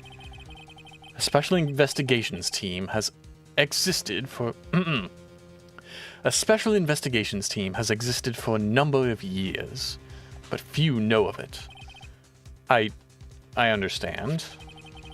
Their task is to find the owner of this card. A man called Shelley the Killer. And just as his name states, he is a killer, an assassin. The best at that. An assassin? Picture card added to the court record. Picture card was placed next to the victim at the time of the murder. Miss Andrews was carrying it.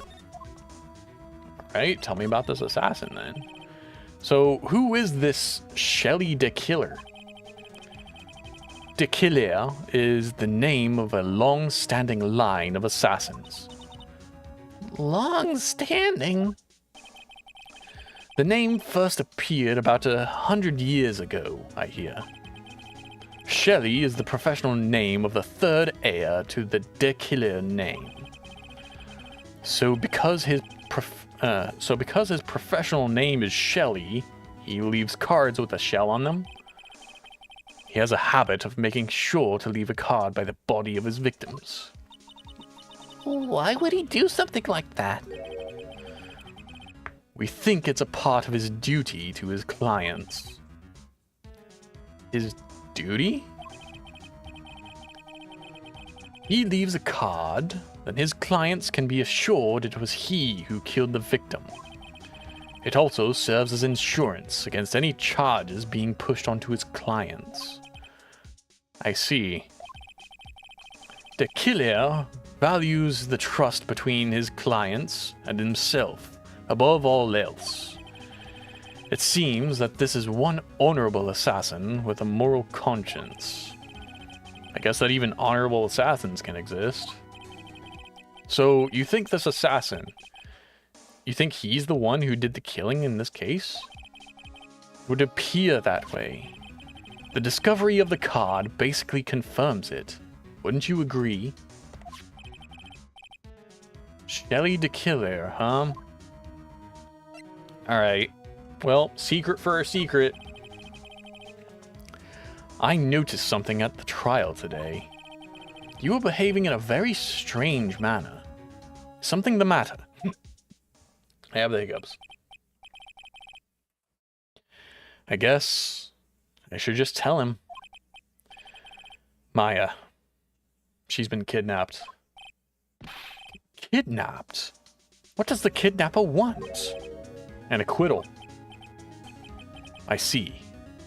I had no idea. I will prepare a rescue team as soon as possible and resolve this by tomorrow. Really? Do you hear that, Mr. Nick? Mr. Edgeworth is going to... Stop trying to console me, Edgeworth. I don't need your pity. Mr. Nick? There's no way you can find her. We don't even have a single lead to go on. There's only one way to save her. I have to get an acquittal somehow. It's the only way. Right. Listen, you need to know something. Juan Corrida was killed by Shelley the Killer. And the client who ordered the job is Matt on guard. Your own client. Please stop. I can't listen to you.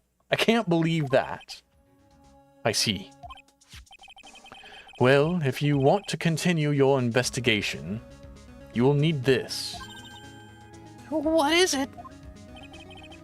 The hotel right now is restricted to police personnel only, as we are looking for any clues that might lead us to Shelley the Killer. But if you take this with you to the hotel, I'm sure they will let you enter. Letter of introduction received from Edgeworth allows bearer to freely investigate the crime scene. In any case, I must attend to the preparations for Maya's rescue team. We'll meet again, if anything should happen. Now, if you'll excuse me. Well, shit. Mr. Dick?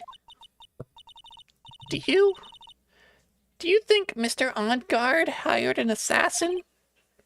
No way. I mean, he doesn't have a psych lock. Yeah, I guess not. Aya. Please. All I ask you is to make it home safe and sound. Date? Time? Location? I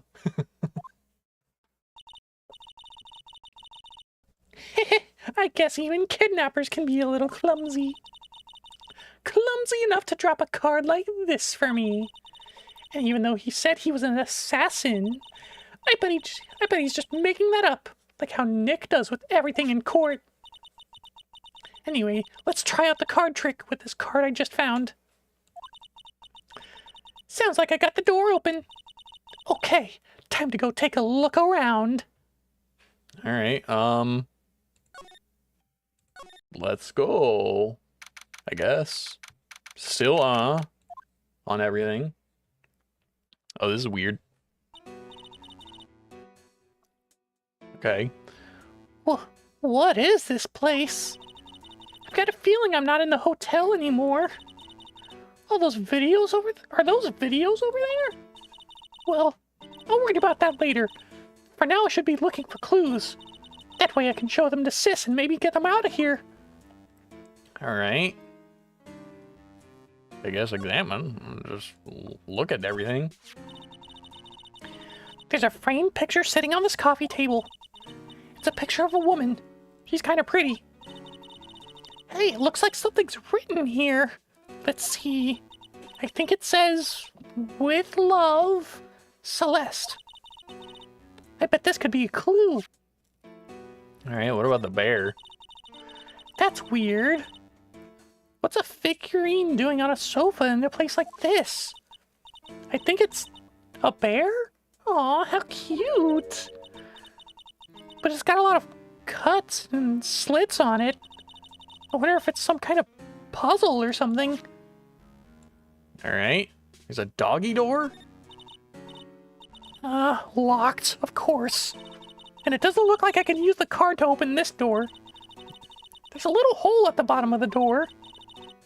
If only I was a little skiddier, then maybe I'd be able to crawl through there. There's a computer. Oh, hey, it's a computer. I've never really used one before. I have no idea where the power switch on this thing is. Drat! There goes my plan to use this somehow to get out of here. Well, shit. What's a satellite dish doing? What is this thing? An antenna, I guess? And this is a VCR? Sure. There sure are a lot of electronic gadgets here. But what's an antenna doing here? Oh. What? I guess a French accent. Oh, this simply will not do. I cannot have you wandering around that wheel. Yeah. It seems that your Mr. Wright is truly concerned about you. He is? For now, I would suggest you remain cooperative.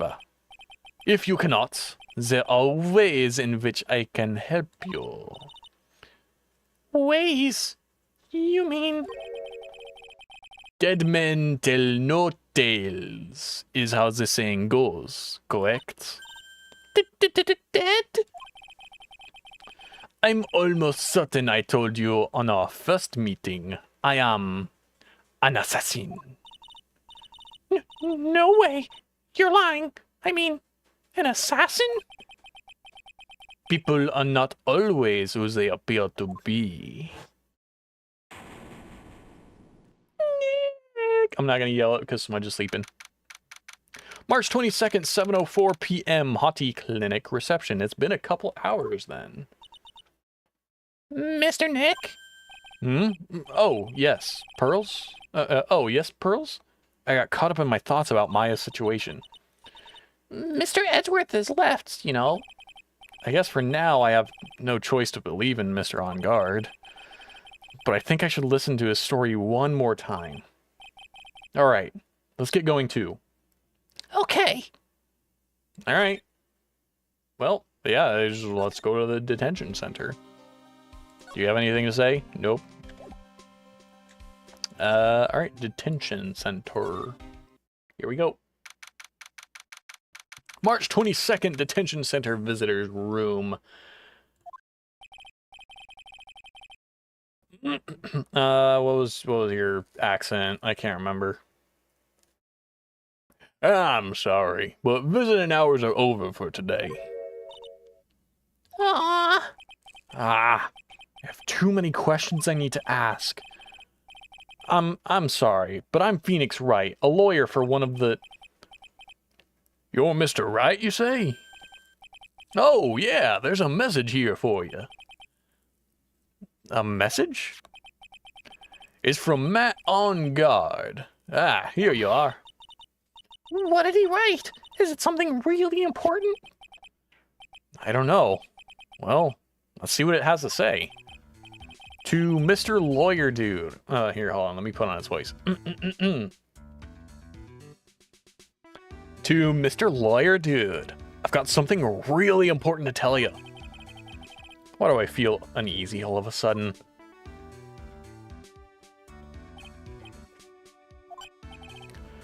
Oh, Mr. Wright.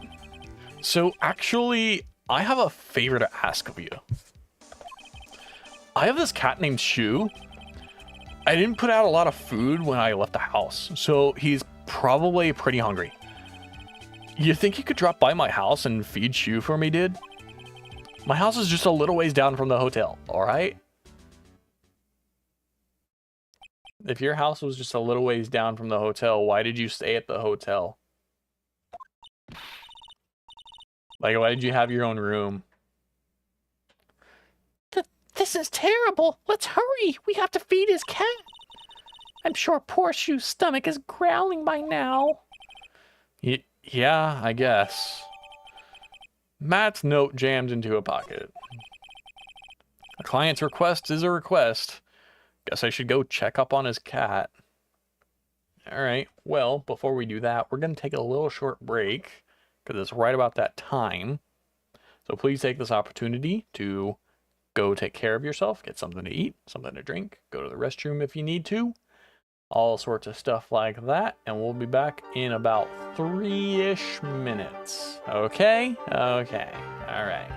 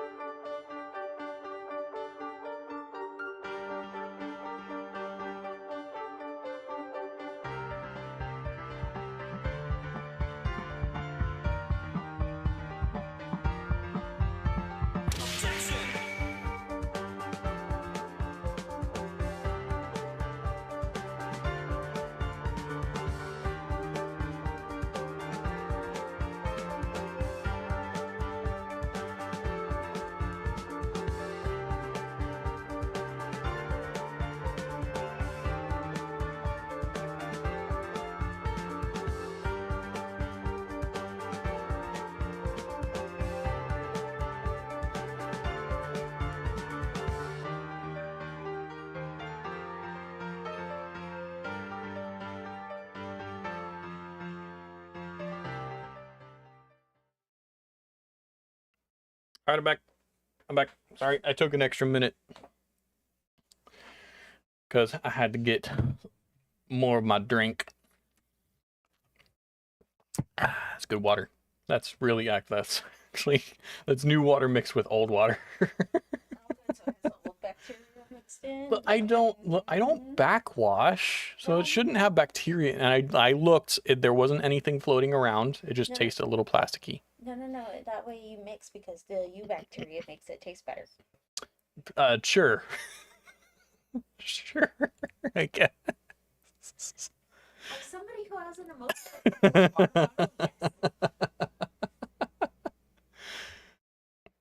Well, yeah, sure. If I agree, can we stop talking about it? You're still mopping tonight. Okay, I am still mopping tonight. That is a chore for me. Yes. Yeah, as pause. Listen, Gerbil, I don't know either. But we're accepting, and we're moving on, and we're just gonna.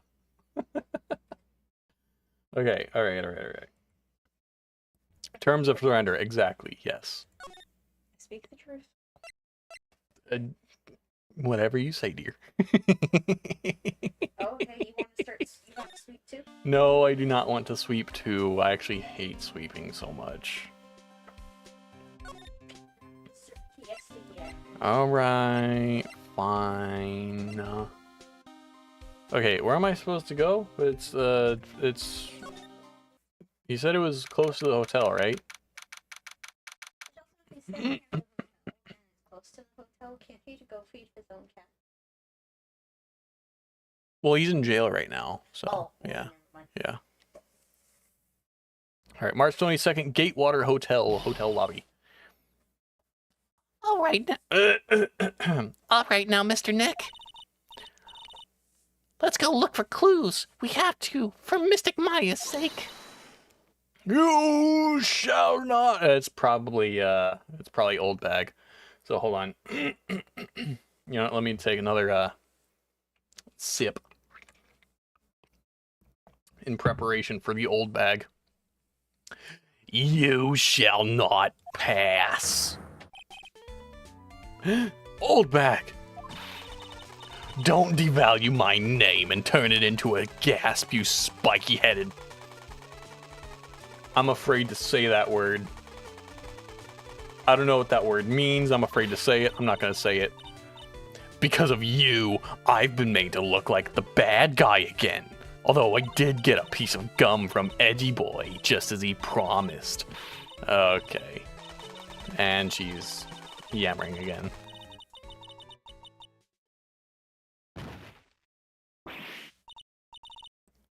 Huh? Miss Oldbag! Keep your hands off me. This helmet is airtight. No air gets in and no air gets out. Then how do you breathe? Why do you keep putting it on?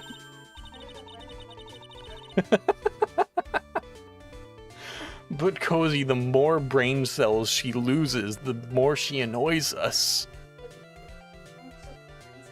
You know what? That's a good point.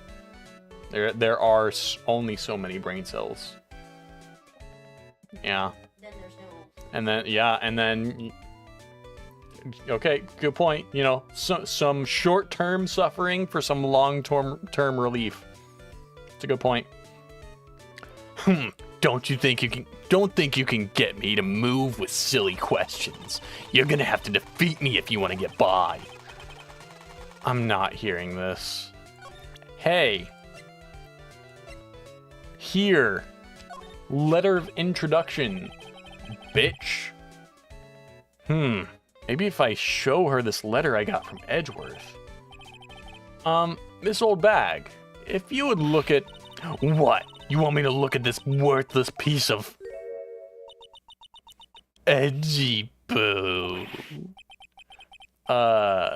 Is that her perfume? Pheromone d'amour I smell? Ugh. Let's see here. Would you please allow this unsophisticated young person to conduct his investigation? Yours truly, Miles Edgeworth. Yours truly? That man's good at flattery. Fine. But only because Edgy Poo said so. You understand? Letter of introduction given to Miss Oldbag. I just thought of something I have to do. Remember, no messing around. You do anything bad and I won't let you off the hook. Good, she's left. Thank fuck. It looks like she has strong feelings for Mr. Edgeworth.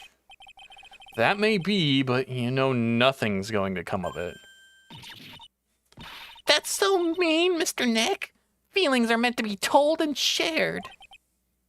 Ow! Every time we talk about love, I always end up with a handprint on my face somehow. So anyway, let's continue our investigation. Okay. Fuck, she's back. Ah! What now? One little thing before I forget. You can't go into On God's room today. Why? The police's main investigation team is going to be in there all day, you hear? I wonder if they're the team in charge of investigating Dick Hilaire. So don't go in there. That one foot in there and you'll face the wrath of Wendy Oldbag. Hi, Crown. How's it going? We objected. Yes, I am objecting to Miss Oldbag telling me what to do about anything. Literally anything. She could tell me the sky is blue and I would look outside to make sure. Alright, we need to go to... where? I guess Corida's hotel room. Yeah, I don't know. Wait, living room? Living room? Okay. March 22nd, On Guard Mansion living room. Okay. Weird that we have a transitionary period, you know what word I'm trying to say? A thing that brings us directly there from the hotel. Sure is dark. I'll go turn on a light. The sky is blue because of the Pacific. I thought it was because of all the nitrogen in the air. And that the sun, like, all the light. What are you, stupid? No. Some kind of science dork? What? If I was a science dork, then that would make me not stupid, wouldn't it?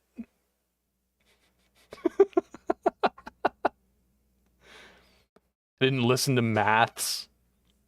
Yeah, no, I'm pretty sure that the sky is blue because since there's so much nitrogen in Earth's atmosphere, that the light from the sun that comes through to hit us and appears in our eye holes, the light is scattered so much except for blue light, which appears to make the sky a nice opaque blue.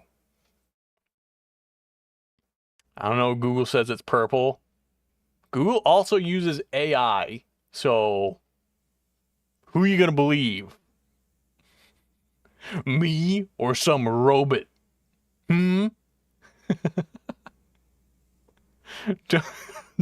Don't use AI for research.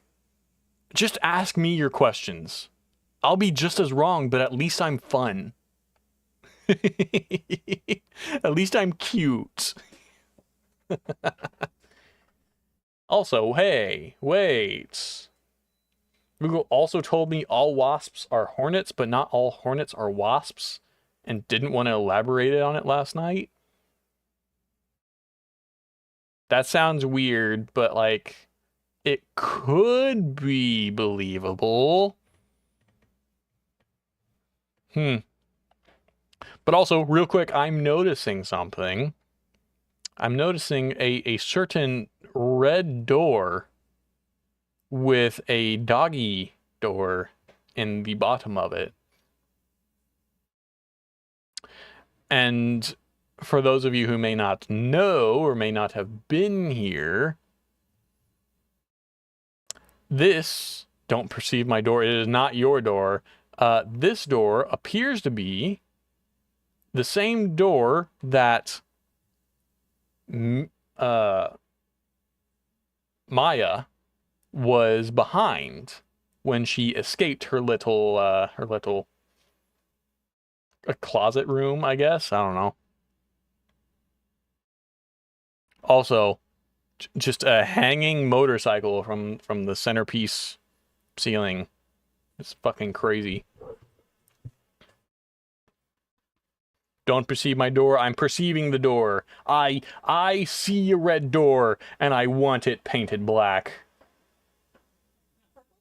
No color in my life. I want it painted black.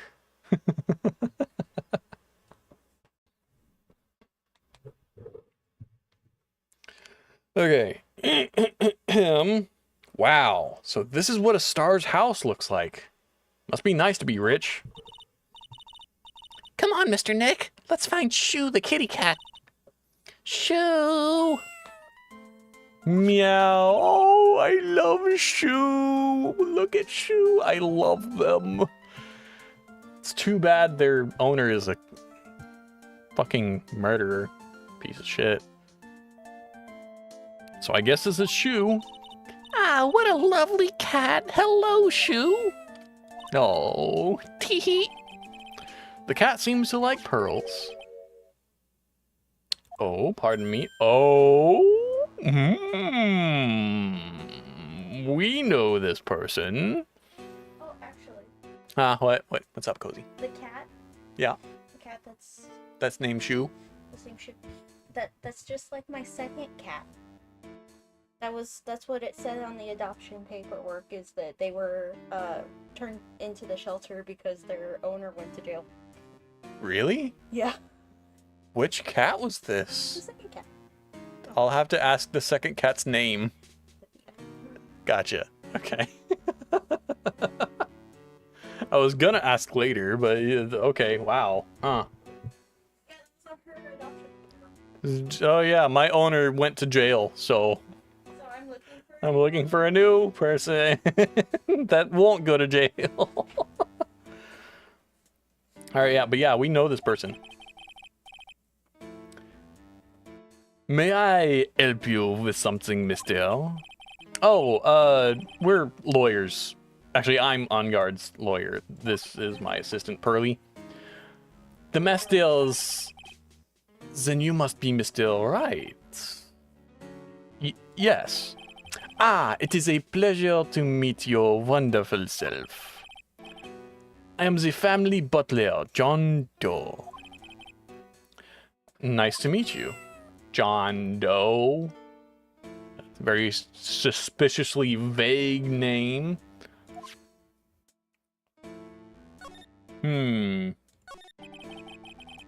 You must know all sorts of things about Mr. On Guard, right? Honestly, sir, I don't believe my master is capable of such a foul deed as murder. And, anything else? No, not especially. It is not appropriate for a lowly servant to speak of the master or his affairs. How typically butler-like, as it were. Mr. Doe, how long have you served at this residence? Well, sir, I would have to say maybe about 1 year. And, anything else? No, not especially. It is not appropriate for a lowly servant to speak of himself and his affairs. You know, I would have thought Mr. On Guard the kind to have a maid over a butler. That's a very cute cat you've got there. It is my duty to take care of him. The master rather fancies Shoo. Wait. If he has, if our guy who's in jail, if Matt Engarde has a butler, why did he ask us to go feed his cat for him? The answer is that this guy's the killer and he's pretending to be a butler. But we already knew that. And anything else? No, not especially. It is not appropriate for a lowly servant to speak of the family cat.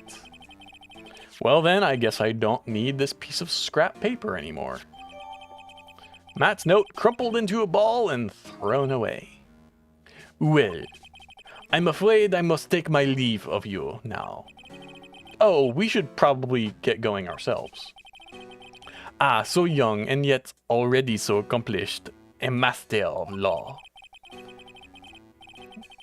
But there is also a lot to be proud of in being a butler, in charge of the house and all. Thank you for the compliment, sir. People are not always who they appear to be. A real man doesn't speak ill of the family's pussy. Cat. Now, if you'll excuse me. Meow. Interesting. Very interesting. I don't know. Should I look around the room? I feel like I should look at this door. I feel like I should look at the door. You know. All right, I'll snoop around a little bit. There's a small door at the bottom of this bigger door, Mr. Nick. Here, hold on.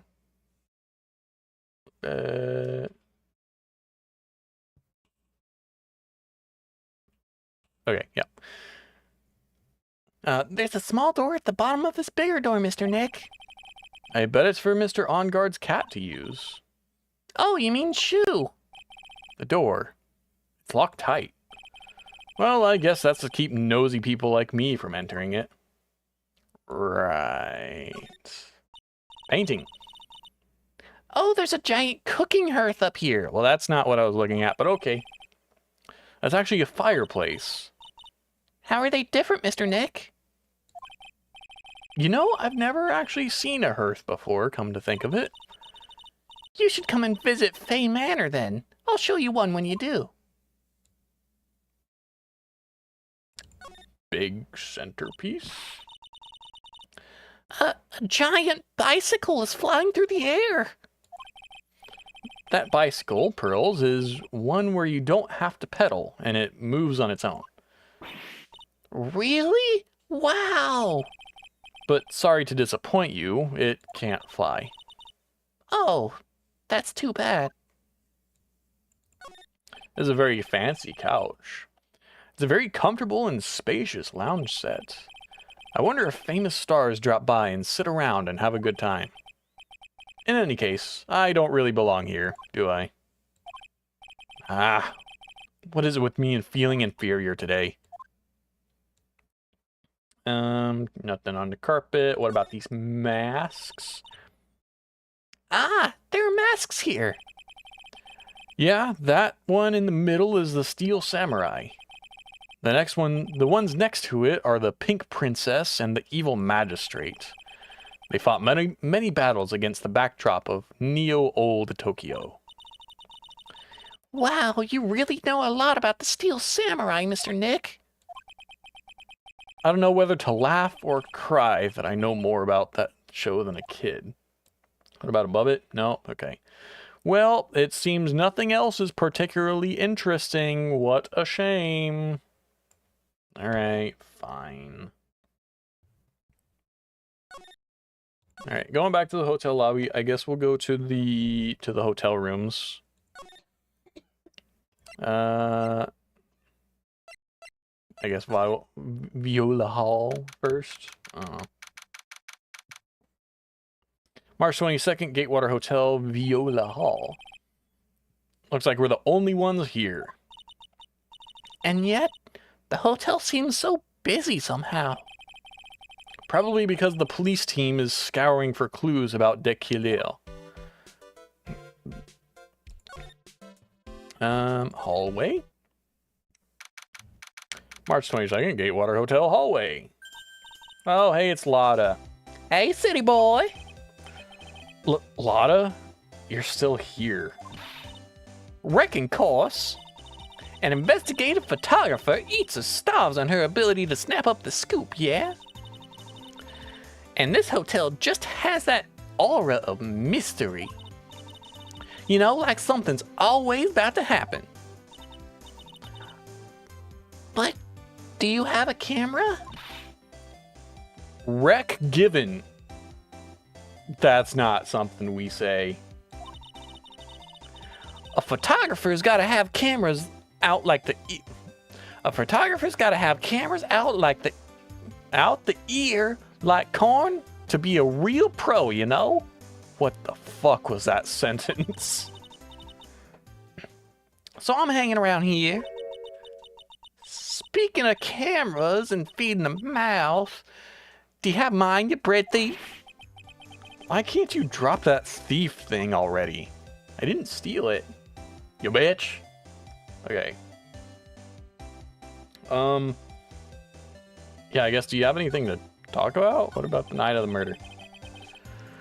I want to ask you about the night of the murder. What?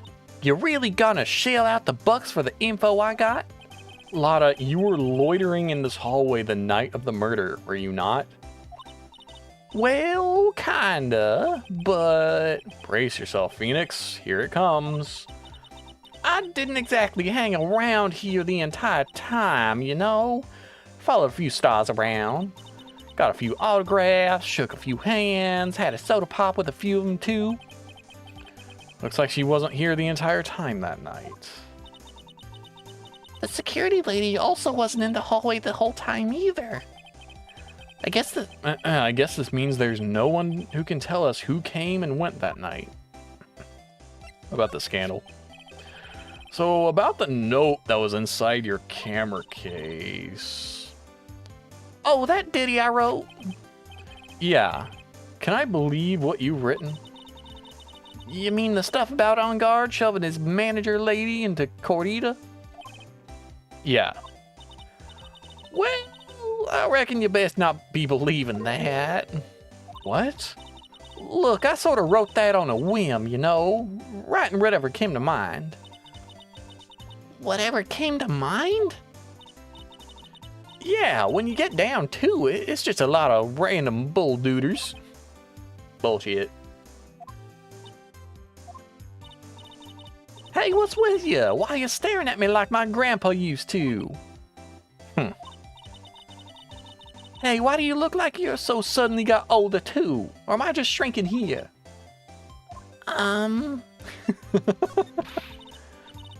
Oh, my baby. My $1,600 baby. I can attest that babies cost much more than that.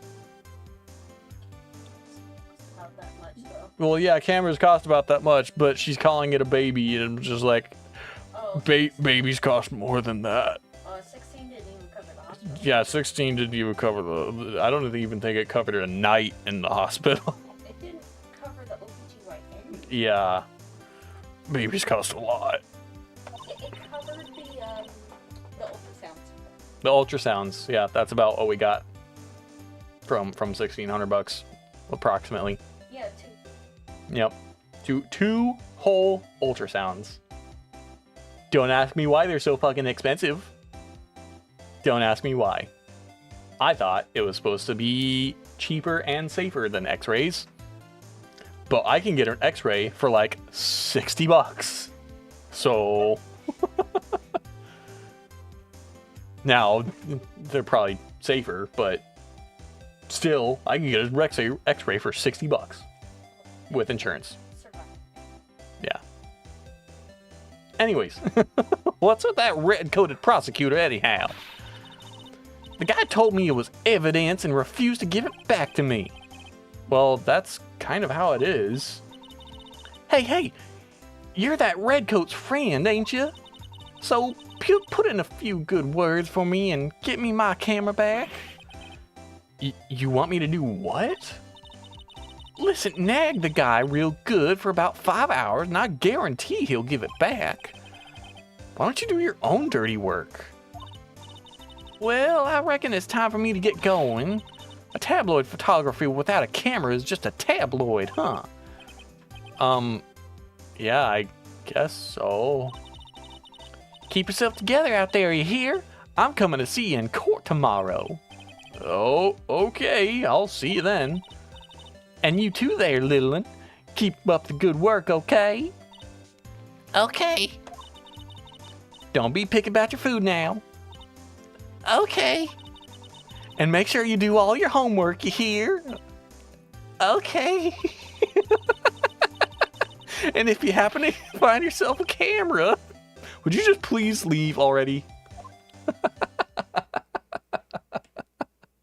That was a good interaction. I liked that one. Okay, we can't go into Enguarde's room, but we can go into Corrida's room. March 22nd, Gatewater Hotel, Corrida's hotel room. Oh no. Those are not the noises you want to hear coming from anywhere in a room that has this all around. No. I was like, I don't know what you're talking about. Yeah, no. Someone's fucking gooning to bears in here. Oh my god. Mr. Nick? What is that otherworldly, ghastly moaning? And they're still going. I hate evil ghosts. I don't think it's a ghost. Maybe it's a demon? Oh my god, it was fucking Old Bag. And you were gooning in here because you fucking love Juan Corrida. Oh my god. You. I'm trying to be quiet, but oh. Okay, alright. Excuse me. Who are you calling a demon, brat? Ah!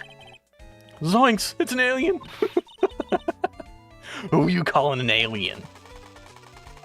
I don't want to talk to her. Oh, it's just you, Miss Oldbag. What are you doing here? What's wrong with you youngins today? I came down here to pay my respects to my poor Juan, and you're disturbing me. I don't like. Okay, I'll talk to you, I guess. Please talk to me about the night of the murder, just one more time. I talked about it plenty at the trial. I was fooled, tricked, deceived by that fraud of a photographer in her note. She was loitering around here with that imbecilic look on her face. With that imbecilic look on her face? Okay, got it. Now hold on a second there, you little pipsqueak. If you're gonna take notes, at least make me sound better than that. Oh, alright. Now I've seen everything. But you know, I was working that night too, doing my job, minding my own business. So it's not like I had time to waste standing around here the whole night. Memories? What you got? I was wondering if you could tell me a bit more about Mr. Corrida. He was the most popular star, you know. Especially where it counts. In my book. But I heard that he was lagging behind in the polls against Mr. Enguarde. Well, that's just a recent thing. Bad luck and all that, you know. But he was going to become an even bigger star than he used to be. Look, just look at this mountain of presents. It's a show of the mountain of feelings all his fans had for him. Yeah, the mountain is pretty big, and certainly nothing to shake a stick at. Mr. Nick, What is it, Pearls? the presents, they're all bears, right? She's got a point. There isn't a single thing here that isn't a bear. What's with the presents? All of Mr. Corrida's presents from his fans seem to be bears. Oh, that's because you can't think of Juan without thinking about bears. Bears? Why bears? You don't know. When my dear Juan was training, he fought barehanded with a bear. Barehanded with a bear. That sounds unbearable.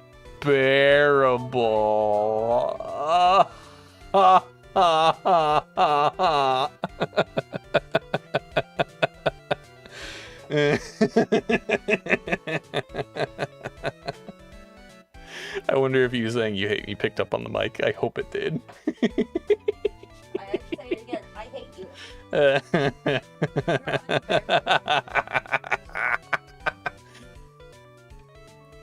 Okay, alright.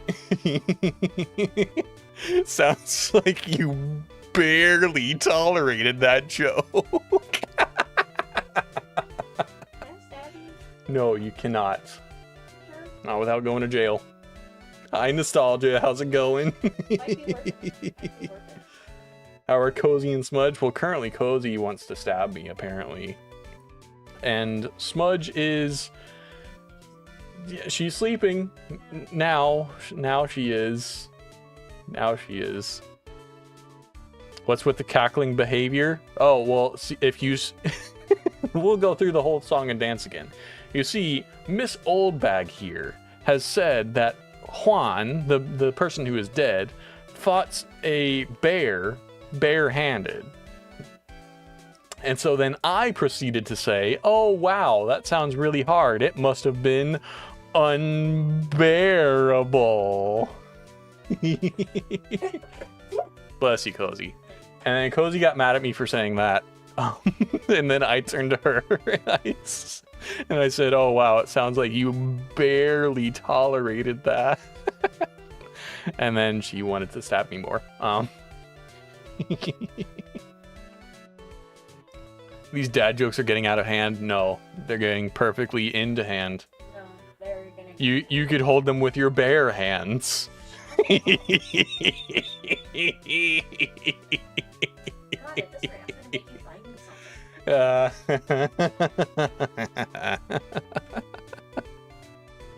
something. Okay, alright, I think I'm done. I can't think of any more bear puns, so I can't. I think I'm done. Oh my gosh, okay. But yeah, nothing much else is going on today, Nostalgia. I'm glad you could stop by, though. It's good to see you. I'm gonna take a drink of water because Oldbag's voice is fucking grating. Okay. Moving on. He refused to give in and let the bear win, but after the fight, they became friends. Wow, what a heartwarming story. Look, it's just like in those young people's dramas. I could see the two tuckered out, down by the river going, heh, you sure can fight. You too, bub, you too. Did all that really happen? It's in his biography, bub. What a load of crock. So ever since then, fans have been giving him bears as presents. Yeah, nice. Bears. Growl. I'm Uncle Bear, and I say it's barely 8 o'clock. This clock gets it. What is that infernal racket? It's one of the presents going off. Sounds like it's already 8 p.m., way past your bedtime. Ugh, that startled me. I thought I was gonna die for a second. 8 p.m. That's the time when the award ceremony ended that night, remember? Time sure flies. Hard to believe it's been 2 days since the ceremony. The transceiver. Hello? Hello? This is not a phone. Maya. How's Maya? You haven't heard her, have you? It seems you were not able to fulfill your end of the bargain, Mr. Attorney.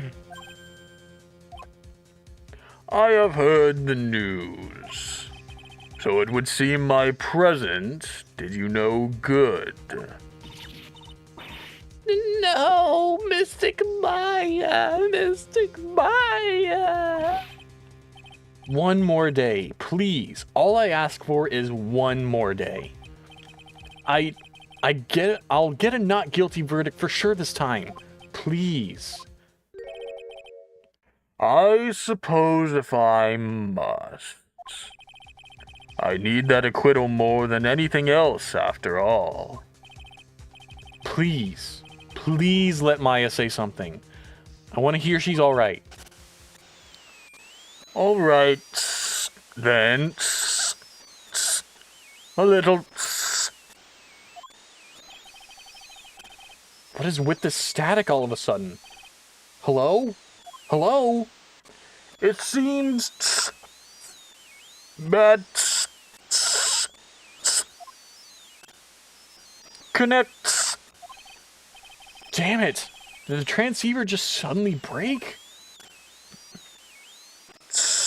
Excuse me. What happened? I don't know. All of a sudden it became nothing but static. Ah, Mystic Maya, Mystic Maya. Why did the transceiver suddenly break like that? I should probably have an electronics expert look at it. The sooner the better. Okay. Well, that was a whole ordeal. Huh. I guess we'll look around the room. I can slide already. Yeah, I'll look around the room. Alright, let's see. I can look at the bears again. I don't know if I want to look at the bears again. I guess I'll look at the bears again. Wow, there are a lot of bears. Alarm clock ones, collector's editions, stuffed teddies, plastic models. It's pretty overwhelming. Is there a kind of bear he doesn't have? There's even a few in the trash can. Yeah. I get the feeling maybe the guy didn't really like bears. Poor teddies. It's hard to bear with all these problems. Growl.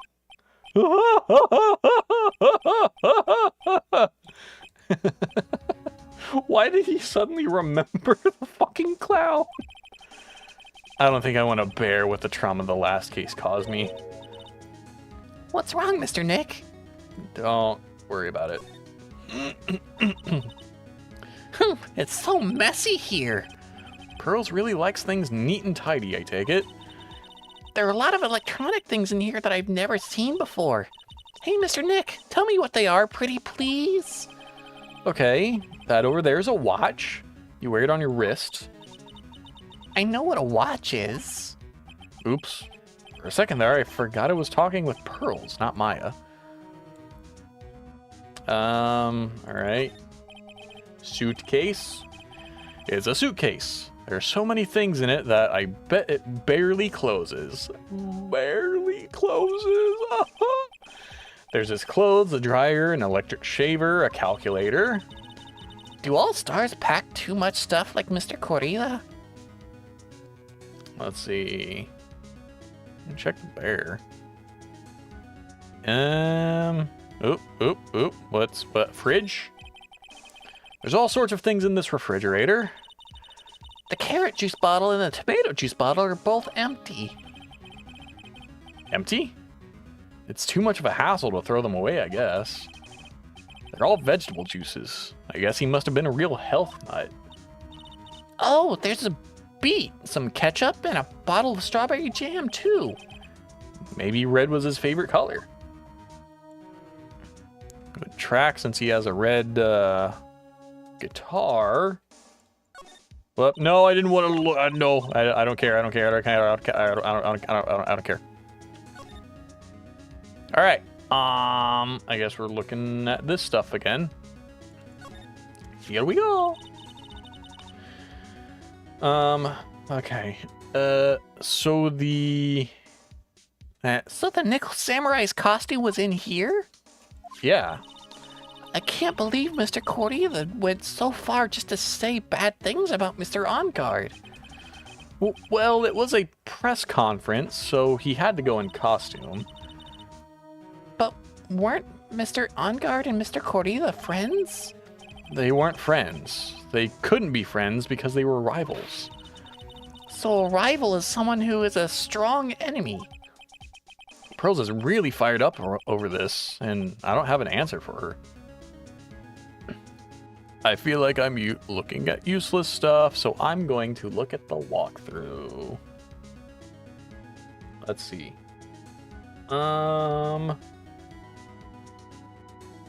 Okay, I am wasting time here. All right, cool. Whoops. Well, I guess a save wouldn't hurt. Just a little save. Savey save. Here we go. Okay, I want to go back. I want to move. I want to go to a person who is good with technology. Which means I want to go to Wright & Co. Law Offices. Aha, ha, ha, ha, ha. Hey, welcome back, pal. I thought I'd make you a little something for dinner. That's nice. Thanks. A rich man's luxurious full-course meal. Out of a can, that is. I'm sorry you went through all the trouble to cook, but I don't have the time to eat. Oops. Looks like you don't have a can opener, pal. You've got to be kidding. And here I thought he had already whipped something up. Oh, I know. There is one way I know how to be helpful. Ask me about anything you want, pal. Go ahead. Well, since he's here and offering, I wonder what I should try asking him about. I should ask him about the broken transceiver. The transceiver? Oh, Mr. Nick, you should ask Mr. Scruffy Detective about that thing. What thing? Oh, yeah.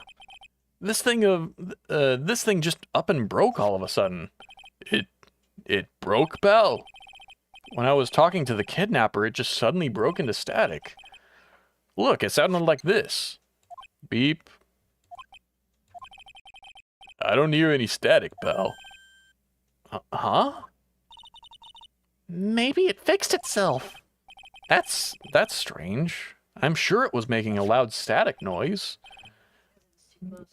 Or the guy didn't want to talk. And he was making the static noise himself. Or he was too close. Or he was too close. Maybe. Maybe what? Maybe it was electromagnetic interference, pal. Electromagnetic interference? What does that mean? Talk about the electromagnetic. So what is that? It's something that happens when a radio wave gets mixed up with another signal, pal. Oh, when you put it that way. I don't understand what you're talking about. Like, for example, when a cell phone goes off next to a computer screen. The stuff on the screen gets kind of fuzzy and starts acting funny, right? Huh? Computer? It's like when you use the dryer next to the TV, and the screen starts looking weird. Oh, yes, the TV does do that. So that's what you're talking about. She seems amazingly happy at being able to understand this. So the room you were in when the interference to the transceiver happened, there's gotta be something there that's sending out very strong radio waves, pal. Something like a listening device or something. Ah. Hey, speaking of that, where were you when it happened? We were in Mr. Corrida's room. The scene of the murder. What? That's it. I'm gonna sneak into the precinct and get a bug sweeper. I'll meet you at the crime scene later, alright, pal? Ah, wait, Gumshoe? Oh yeah, baby, it's investigating time. I am on fire, pal. My fingers are itching to go. Yeah! I fucking love Gumshoe so much. We should be going too, Mr. Nick. Alright, let's go. To the precincts. Whee! Wait, where, there it is. March 22nd, Police Station, Criminal Affairs Department. Wow, everybody looks really busy with something or another. They're probably strengthening the evidence for tomorrow's trial. Just a random detective. Hey, hurry up with that, will ya? Pass that victims list around. I don't know why I made him sound like a like a news reporter.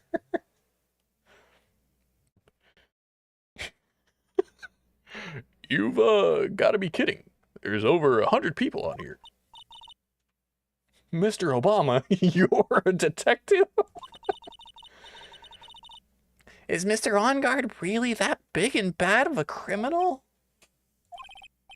Actually, Pearls, never mind. It sounds like they're working on a different case. Okay, no, we don't want to move, do we? Hold on. Where do we want to go? Blah, blah, blah, blah. Oh, okay, I guess we didn't want to come here. Oh, he did say that he would meet us at the place. Okay, all right. Well, that's fine. We're gonna go to the Voila Hall. We're gonna go to the hallway, and we're gonna go to Corrida's hotel room. March 22nd, Gatewater Hotel, Corrida's hotel room. Hey, you're finally here, pal. Sorry to keep you waiting. Do you have the, bug sweeper? Well, you see, I got busted trying to sneak in, pal. Then suddenly I'm staring at the precinct doors. From the outside, I mean. So yeah, I couldn't get one of the police bug sweepers. What do you mean you couldn't get one? We need that item. Hey, calm down, pal. I didn't say I didn't get one, just not the police's. Wow, so this is a bug sweeper. It looks a little broken. Hey, this was made when I was in elementary school, pal. Oh? By who? Me, of course. Ah, seeing this sure brings back memories. Hey, don't look down on it, pal. Sure, it looks a little beat up, but I put my heart and soul into building this puppy here. Your heart and soul? It'll work. Trust me, pal. It'll do the job. But you can't set the sensitivity. So it's gonna beep at anything that gives off electromagnetic waves.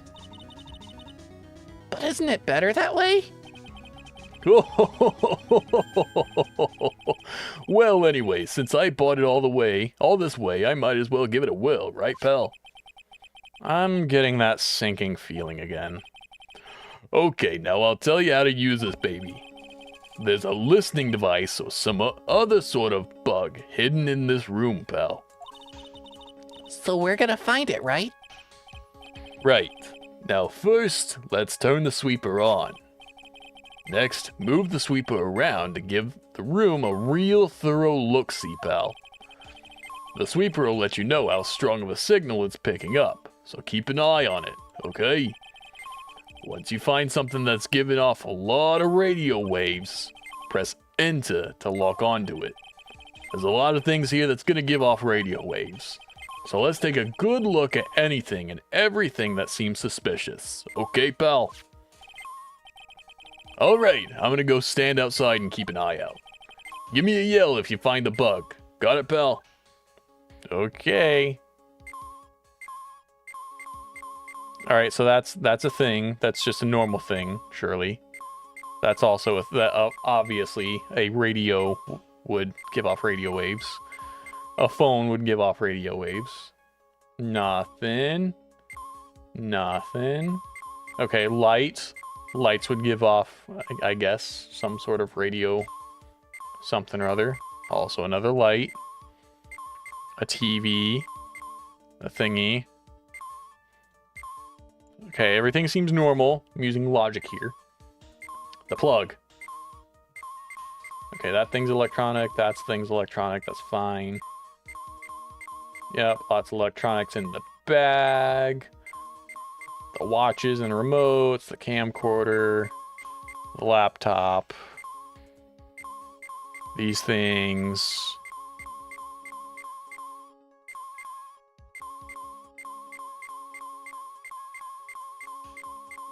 You hear that little gap?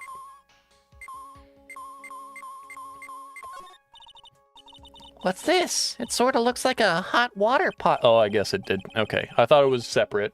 I thought the thing and the bear were separate. Oh, well, it's kind of like a hot water pot, I guess.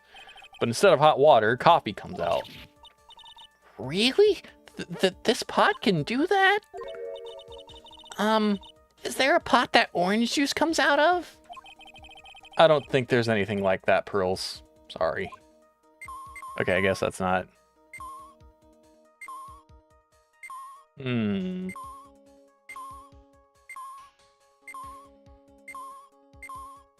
Okay, it gets louder when it gets closer to the thing. Anything in the curtains? Oh. Okay, it gets weaker here. It's in the bear. This is just a giant stuffed teddy bear, right? It's the biggest one I've ever seen. Hey, so did you guys find it yet? The listening device, I mean. No, not yet, but this bear's eye is... Let's see. A perfectly normal stuffed bear with some really strong radio waves. Sounds like you found the device to me, pal. Let's dig this big fella's eye out and see what we've got. No, you can't. Such a violent act. Oof. No.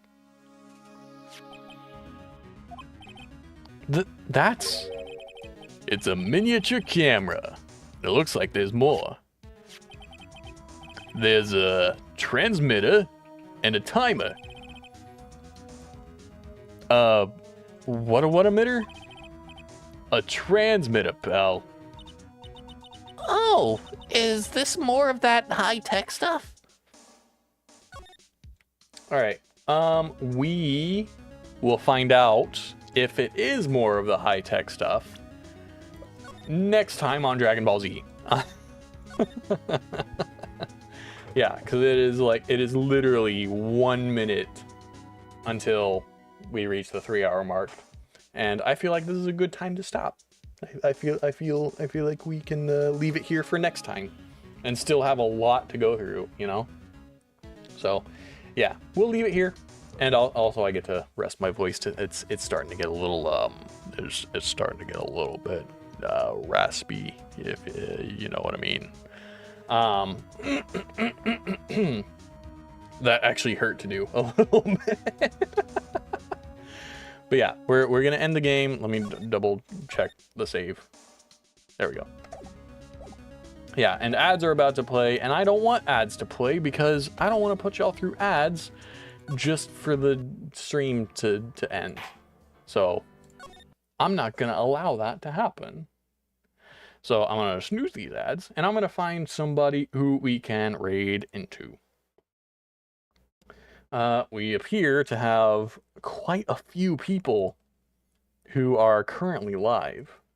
Although some of them have been live for quite a while, so I'm not sure how long they'll keep going, you know? Let's see. Oh, you know what? We have a shrimp. Who pretty much just went live. Whereas everybody else has been live for a little while, and I'm not sure if they're how long they're gonna be live for, so I don't wanna like put y'all into a you know what I mean. Oh, let me put us to the ending screen. Yeah, we have a shrimp who is live, and she just went live about 30 minutes ago-ish, about. So we'll raid into her. She's doing some just chatting, catching up. Seems to be just doing a just chatting stream, and we love a Kiwi just chatting stream. So yeah. Yeah, y'all go say hi to her. I had a great time doing Phoenix Wright again. It was real fun. The story is really picking up, and I'm excited to do more next week. Let's see. Next stream we're gonna be playing a new game called Iron Nest. I'm excited for that one. It's I saw Kami playing a little bit of it, and it seemed really interesting. I would like to experience it for my own. Plus, it was on sale, so I was like, may as well get it. And then Sunday with Baldur's Gate with Yuffie, so yeah. All right, with that, I'm out of here. Thank you all so much for watching. I hope you all have a wonderful rest of your day. Y'all take care now, sweet dreams, and bye-bye.